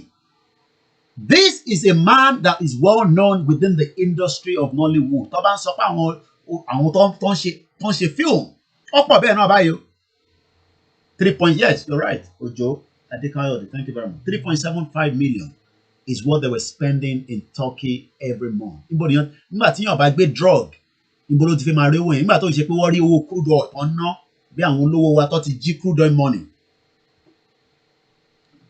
Ìyàn kan tún sọ fún mi nísìnyí pé just now someone asked me from location confusion zoological 419 asking for help. Our firstborn is critically ill and needs urgent attention right now. When will all this end in our society? Àti ọba ti pẹ́ láti Nigeria hospital kó kọ́kọ́ já fóònù yẹn dànù owó ló ń bá bọ̀. Wọ́n ṣe pé. And the question we are asking ourselves is, ṣé bá ṣe máa bá lọ náà ni? Ìbéèrè ni máa ń béèrè náà nìyẹn ká tó máa mú ètò wálẹ̀ torí bí tẹ̀sí wà báyìí. Dóònà mo ti mú cornflakes. Yes, she gave birth to the twins, Adúpẹ́ f'Ọlọ́run, and they're in good health. Adúpẹ́ f'Ọlọ́run, that's a good news. Wọ́n ní màmá wa tó kú kọ́lọ̀ fi ọ̀run kẹ́ wọn, wọ́n wá gbé ìbejì sílẹ̀ fún wa. Àwọn ìbejì yẹn wá dàgbà, wá gbó. Ọlọ́run á bá wa tọ́jú wọn. Lẹ́yìn ìgbà tá a bá gba Yorùbá nation, a máa rántí gbogbo àwọn èèyàn bẹ́ẹ̀ yẹn. So, just to now come to my own face and say, kọ́lọ̀ kó fọ̀run kẹ́ bàbá wa tó kú yìí. Whether they supported Yoruba nation before he died, I don't know. But those of you still alive, ìwọ náà ni ìwọ tó ń wò mí, ìwọ ní náà kò ń ṣẹ́yìn màmá, ẹ̀yin bàbá àwọn tó ń wò mí nílé, ẹnu àmà wà rough, NHS wá tọ́jú, tí bá fọwọ́ rọ́ lásán pẹ́, NHS máa gbé ambulance débí báyìí, à ń bọ̀sibọ̀sí. So you think we are coming to talk for nothing? Ní evidence based. Evidence kan la fún ìwọ̀n yẹn. Ìta fi sọ̀rọ̀ tán nísìn. Evidence ó pọ̀ bẹ́ẹ̀. Ìkan ló sọ fún mi nísìn pé right ní káwọn èèyàn sick. Right ní kí gọ́ọ̀mẹ̀ntì tọ́jú èèyàn. Kò ń ṣe tí ń de Nàìjíríà. Bẹ́ẹ̀ni, èèyàn kan ní God bless Canada. God bless America. America ni God bless America. Ìwọ nísìn. Ó fẹ́ máa bá wọn gbé pangolo káàkiri. Ó fẹ́ máa bá politician gbé pangolo fún 2023. Politician. 3.75 million táwọn family yẹn san ní every month. Òun làwọn politician fi ń ṣe champagne. Òun ló fi ń ṣe champagne. Ọkọ̀ máa ṣe champagne. Ó mọ̀ pé champagne kankan. Ẹ mọ àwọn club yẹn náà ní Nàìjíríà èmi ò ní láti dárúkọ wọn. Ìbẹ́yìn náà mọ̀ wọ́n tẹ máa ń pàdé ra yín níbẹ̀. Èyí tẹ bá láǹfààní àti wọlé ni o torí kò ń ṣe gbogbo ìlú máa ráyè wọlé. Èèyàn kan náà ní níbí báyìí pé God bless America. Èèyàn kan ní God bless Germany. Ó lè má sọ ọdún tí wọn náà God she bless the Queen torí pé bíbá ilé mi ṣì wà. N bá sọ̀rọ̀ sí wọn, wá sì tọ́jú mi. Ìwọ ó tẹ̀ tó bẹ̀ láti sọ̀rọ̀ sí gọ́ọ̀mẹ̀ntì kan tó ti kọ́ fẹ́ tọ́jú ẹ̀ lẹ́yìn ìwà ọmọ wa tó kó lọ nísìnyí. Àti láti tún máa pariwo mọ́ ìjọba létí pé kó gbá wa release wọn. Ṣé life nìyẹn? Ìyẹn kan náà ní God bless Italy. Ibi tó olúkálukú bá wà jẹ́ máa sọ pé God bless for now torí pé ibẹ̀ la ṣe wà títí tá máa fi gbálẹ̀ tiwa. Regardless of pé mi gbé níbí báyìí, God bless the Queen ní. Ọlọ́run bá ń bless the Queen torí pé Queen ló ṣì ń tọ́jú wa níbí báyìí. But intan fẹ́ yẹn kó fún wa Ọlọ́run dẹ̀ mí ẹ̀ sí. Ẹ wo táwọn ọmọ wọn ṣe fún wọn ní Buckingham Palace lánàá. O ò tí ì rí. Lọ sí Extinction Rebellion kó lọ́wọ́ tó ara. Àwọn ọmọ ìlú wọn dára níbẹ̀ lánàá ní gbogbo Buckingham Palace. Wọ́n paint ẹ̀ sí red. Èmi kọ́ ni máa sọ yẹn lọ sí orí Google kẹ́ lọ wò yẹn. Èèyàn kan náà ní God bless. Ẹ jẹ́ máa sọ pé God bless ibi tẹ́ ṣe wà for now. Torí pé Nàìjíríà God ò tí ì bless Nàìjíríà kankan. Èèyàn kan náà tún ní God bless France. God bless Ireland. Ìlú tẹ bá wà ẹ jẹ́ máa sọ pé God bless. But ìwọ tó bá wà Nàìjíríà sọ pé God bless Yorùbá land ká tètè rí gbà. Torí pé God ò lè bless Nàìjíríà kankan mọ́ ẹ̀jẹ̀ ti pọ̀ jù. Bẹ́ẹ̀ni, God bless the Queen. Àwọn ọmọ kéékèèké nílùú yìí kò róúnjẹ jẹ. Ìwọ òbí yẹn máa lọ ẹ̀wọ̀n ni. Torí wá bí ẹ pé owó tó ń fún ẹ fáwọn ọmọ yẹn ibo ló fi sí. òfin fagbáná ni àbí bá ìwọ́gùn tẹ̀ ní dánwò. So ìwọ wá wà nílé àwa sọ̀rọ̀ wá ń sọ̀rọ̀ lójoojúmọ́ ó wá sọ wá di show. Àwa ní Koiki má betray chief o Koiki allegation ìyẹn ló gbé dání ìyẹn ìwọ gbé dání. Ìwọ tó wà ní Nàìjíríà ìwọ tó ń sọ̀rọ̀ yẹn ìwọ tó ṣé làákàyè tiẹ̀ sọ fún ẹ pé ìlú yẹn ti àlákà ìlú yẹn ti finish condemn ó ti condemn ìlú yẹn ìlú tó ti condemn completely àwọn politician yìí ti condemn ẹ gbogbo tó ń ṣe nísìnyí pé gbogbo owó tó jí nísìnyí wọn lọ ń rọ ọ̀kadà wọn ń tọ́jú ẹ ọ̀kadà tó máa há tó máa ní accident tó rẹ tó máa treat ẹ ó ronú bẹ́ẹ̀. You are not thinking in that direction. Ìyàn kan ṣì ní pé God bless UAE even though wọ́n ti ń deport àwọn ọmọ Nàìjíríà àmọ́ tó ṣẹlẹ̀ níbẹ̀ yẹn nísìnyí I saw a video àwọn tó ń deport ní UAE tó wá di àpò 1 o'clock máa gbé tó yẹn wá sílẹ̀ finally. RIP Nigeria. Ìyàn kan tún ní God bless the Pope. Bẹ́ẹ̀ ni ibi tó ń gbé nìyẹn for now. Wọ́n ò lè ná lẹ́gba tó bá lọ síwájú Catholic tó ń pariwo níbẹ̀ wọ́n ò lè ṣe kankan fún wọn lẹ́kọ̀ọ́ ní that black woman. Ṣé kò ń ṣe pé ibi ń pa kí ó nídìílé ni kí ló fẹ́ ẹ jẹ́ ìbéèrè lọ́wọ́ ẹ̀. Ìwọ jí láàárọ̀ nísìn àgbàlagbà ó mọ tó fẹ́ jẹ nínú ilé.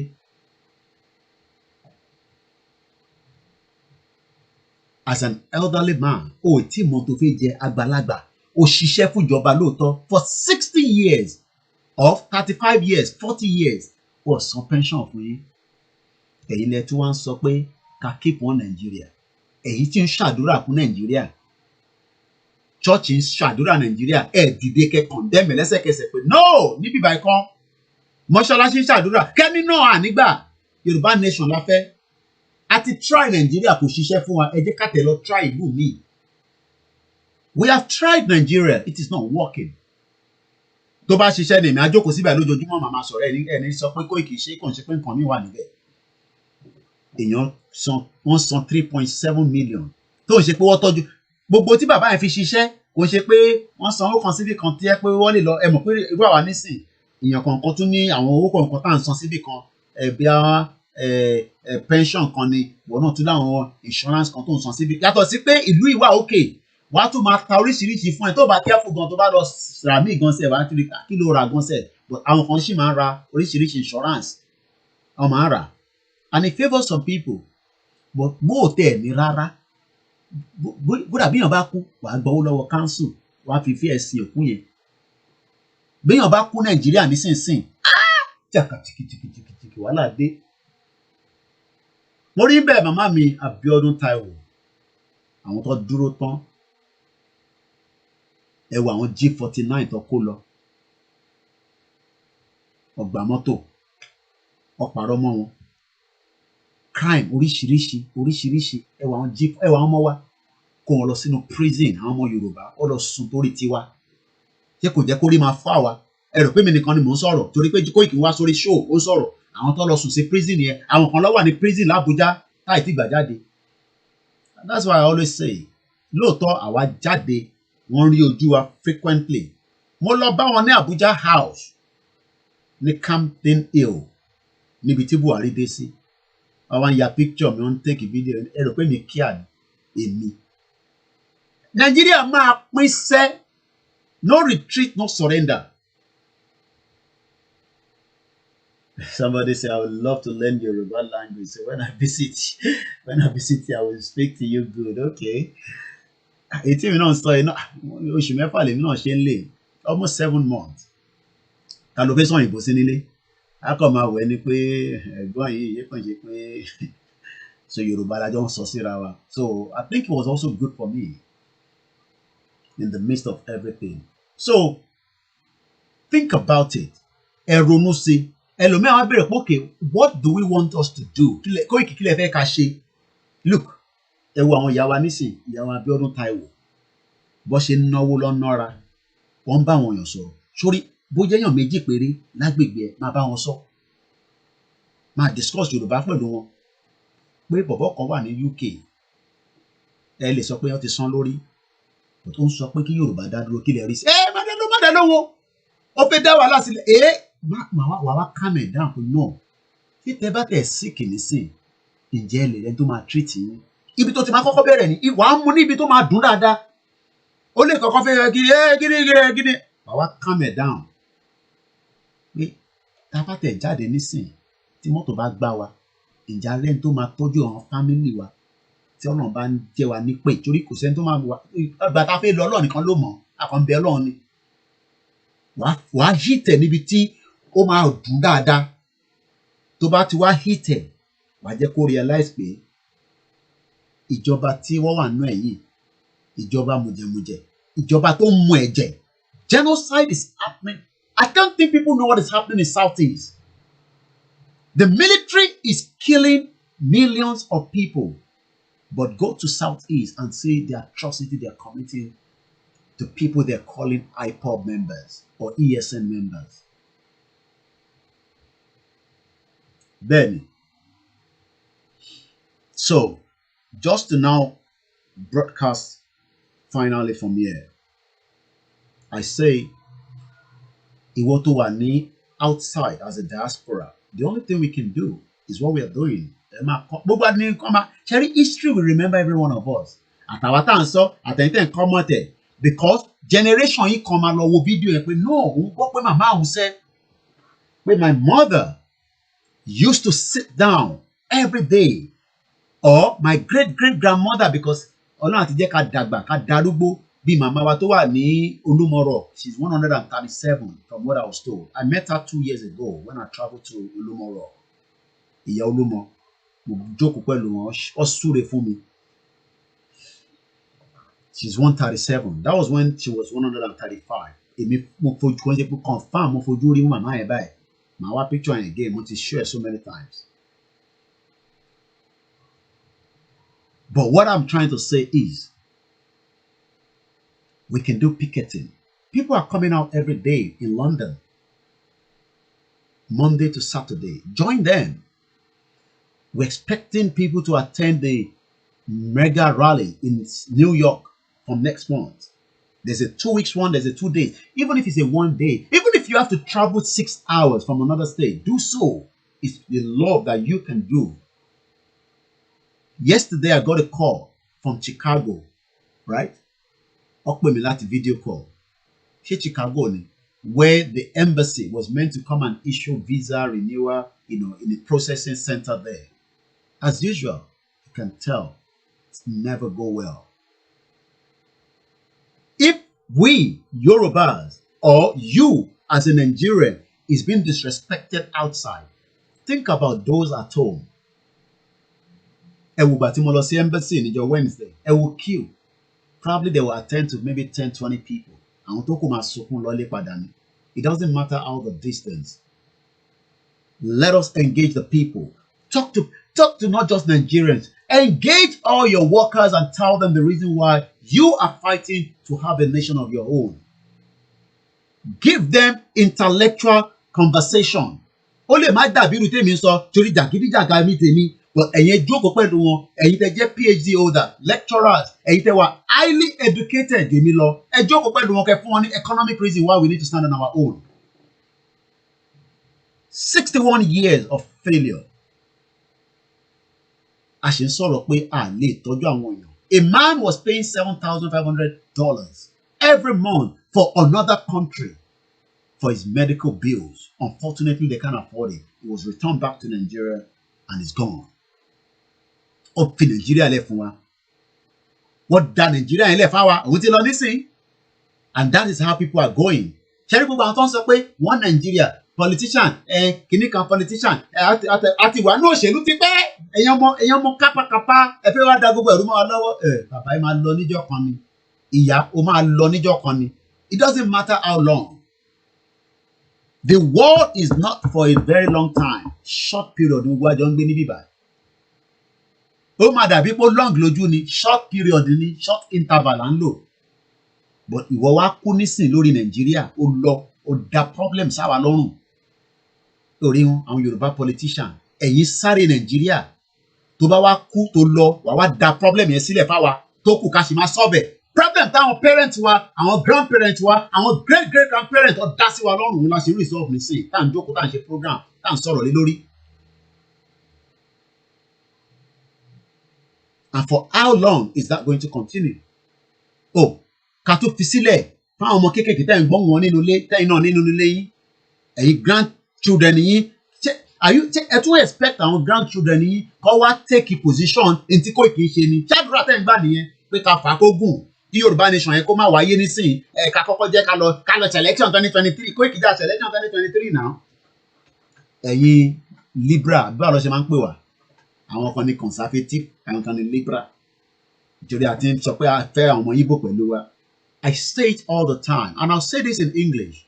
We have a Yoruba nation. Any Biafra that do not respect our new constitution, we chop them out. It's as simple as that. I've not lived with the Nigerian constitution in this country. And I know what the law says. I've lived here for 2 decades. Mo mọ tó fi sọ. So pé àwa gba Yoruba nation, ọmọ Igbo kan wá ní ẹ, ti ẹ̀ wá ṣe, níbo akó gbogbo ẹ̀jẹ̀. Ilẹ̀ yẹn gan ò ní fọwọ́ kàn mọ́.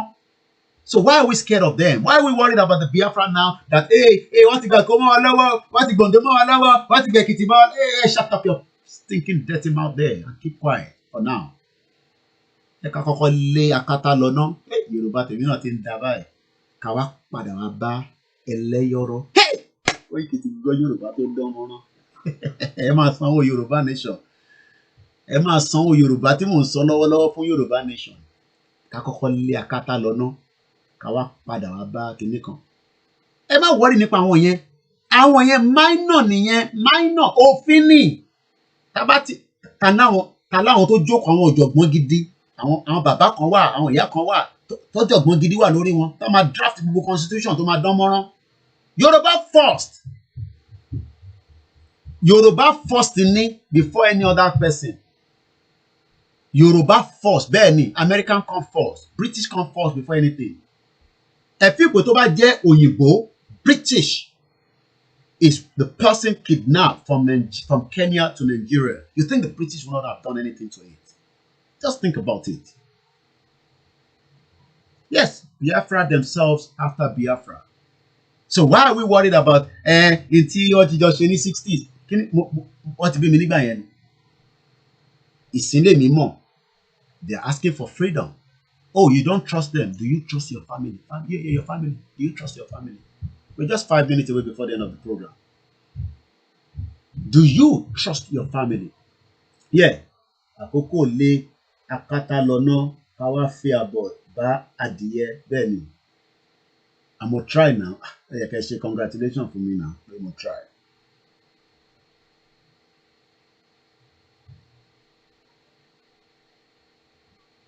Yoruba has everything we can think of.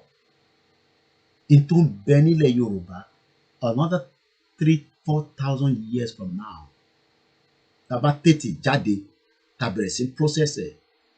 Àwọn generation kan máa dé wá máa dúpẹ́ lọ́wọ́ wa ni. Báwa náà ṣe ń dúpẹ́ lọ́wọ́ British nísìnyí, tá jókòó sí wọn lọ́rùn, even though pàmò bóyá atrocity to commit ó pọ̀. It's because of the system. Kò ń ṣe pé àwọn kan tó dé nígbà kan, no dog, no black. Àwọn tó ń dé nígbà yẹn mọ ohun tó fèsì. Àwọn ò dé bá yẹn. Èmi dé nígbà tí gbogbo ẹ ti dán mọ́nàmọ́ná ni. Àwọn parent wa kan dé nígbà kan tó bá lọ síbi iṣẹ́ kan tó ní òun wá ṣe tó bá tẹ̀ kọ́kọ́ wojú ẹ pé dúdú á lé ẹ jáde ni. All that has changed.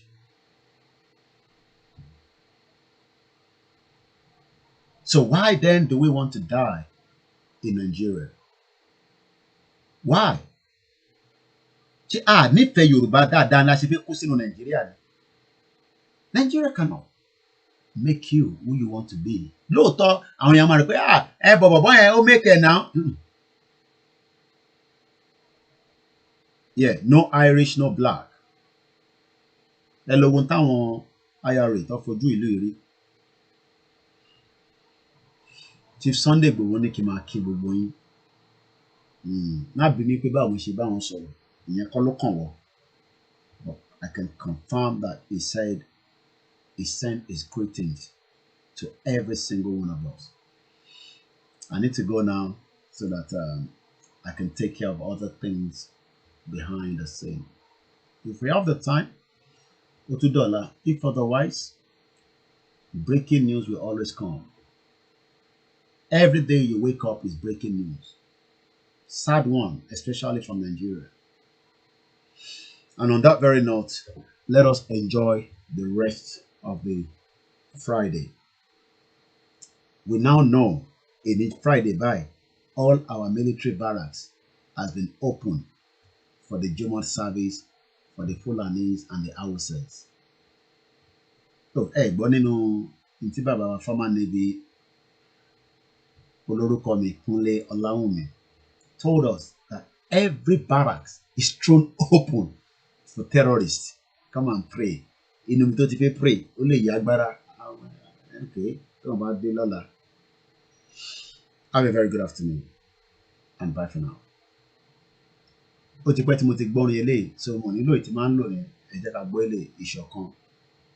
Lórí ìwà gèlè, adájọ́ la fi sọ̀yà ohun kan lórí ìwà dókè, ká ṣe àwa lọ́kàn ọmọ Yorùbá.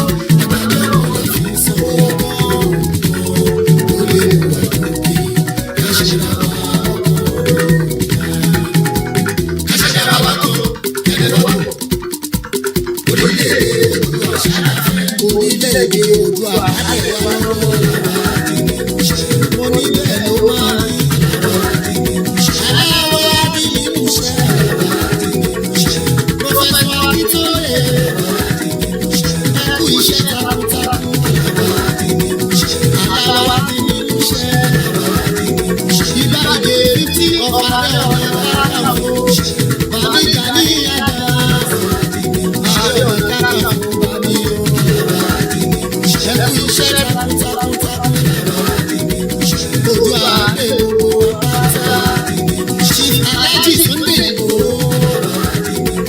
Ìgbòho Ìgbòho rẹ̀. Ẹkú ìfọwọ́dé ilẹ̀ bàbá. Ẹkú iṣẹ́ takuntakun orí o. Koiki Media. Koiki mo kí ẹ. Ẹkú iṣẹ́ takuntakun. Heritage Media kọ́. Heritage Media ẹkú iṣẹ́ o. Ọlá àbẹ̀wò. Èrèlú Àbíkẹ́ Adé. Àbíkẹ́ Adé ẹkú iṣẹ́. Ẹkú iṣẹ́ lọ́pọ̀lọpọ̀. Certificate by Ayọ̀bùdí. Ẹkú iṣẹ́ takuntakun. Àwọn ìbéèrè ìjùmọ̀. Ìyá Oòduà gbogbo UK. Ìyá Oòduà gbogbo UK. Ẹkú iṣẹ́ takuntakun. Bámi tọ́jú ìyá èrò. Ìyá èrò gbogbo UK pátápátá. Ó lè ọjọ́ ṣe. Oòduà nation ti wá ní o. Aláwọ̀ bí mo ṣe.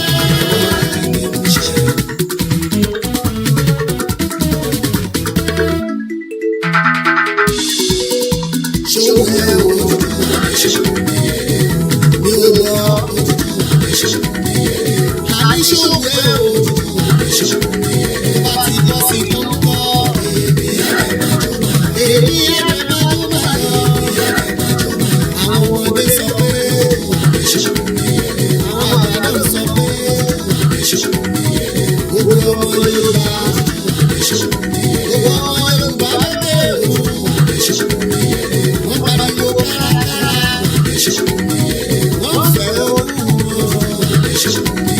Wọ́n lọ́bẹ̀ tún wà wọlé. Tó bá bọ́ sí tó bọ́. Gbogbo ẹgbẹ́ Yorùbá pátápátá. Ìyá Oòduà. Ìyá Oòduà gbogbo èrò kí ẹ bí ẹ. Ibà Gani Adams. Ó dẹ̀ bá wù mí. Chief Sunday Ìgbòho ló tún sọ pé. Máa jókòó kúlúkúlú gẹ́gẹ́. Ṣàìní jí kọ́kọ́rọ́ yìí.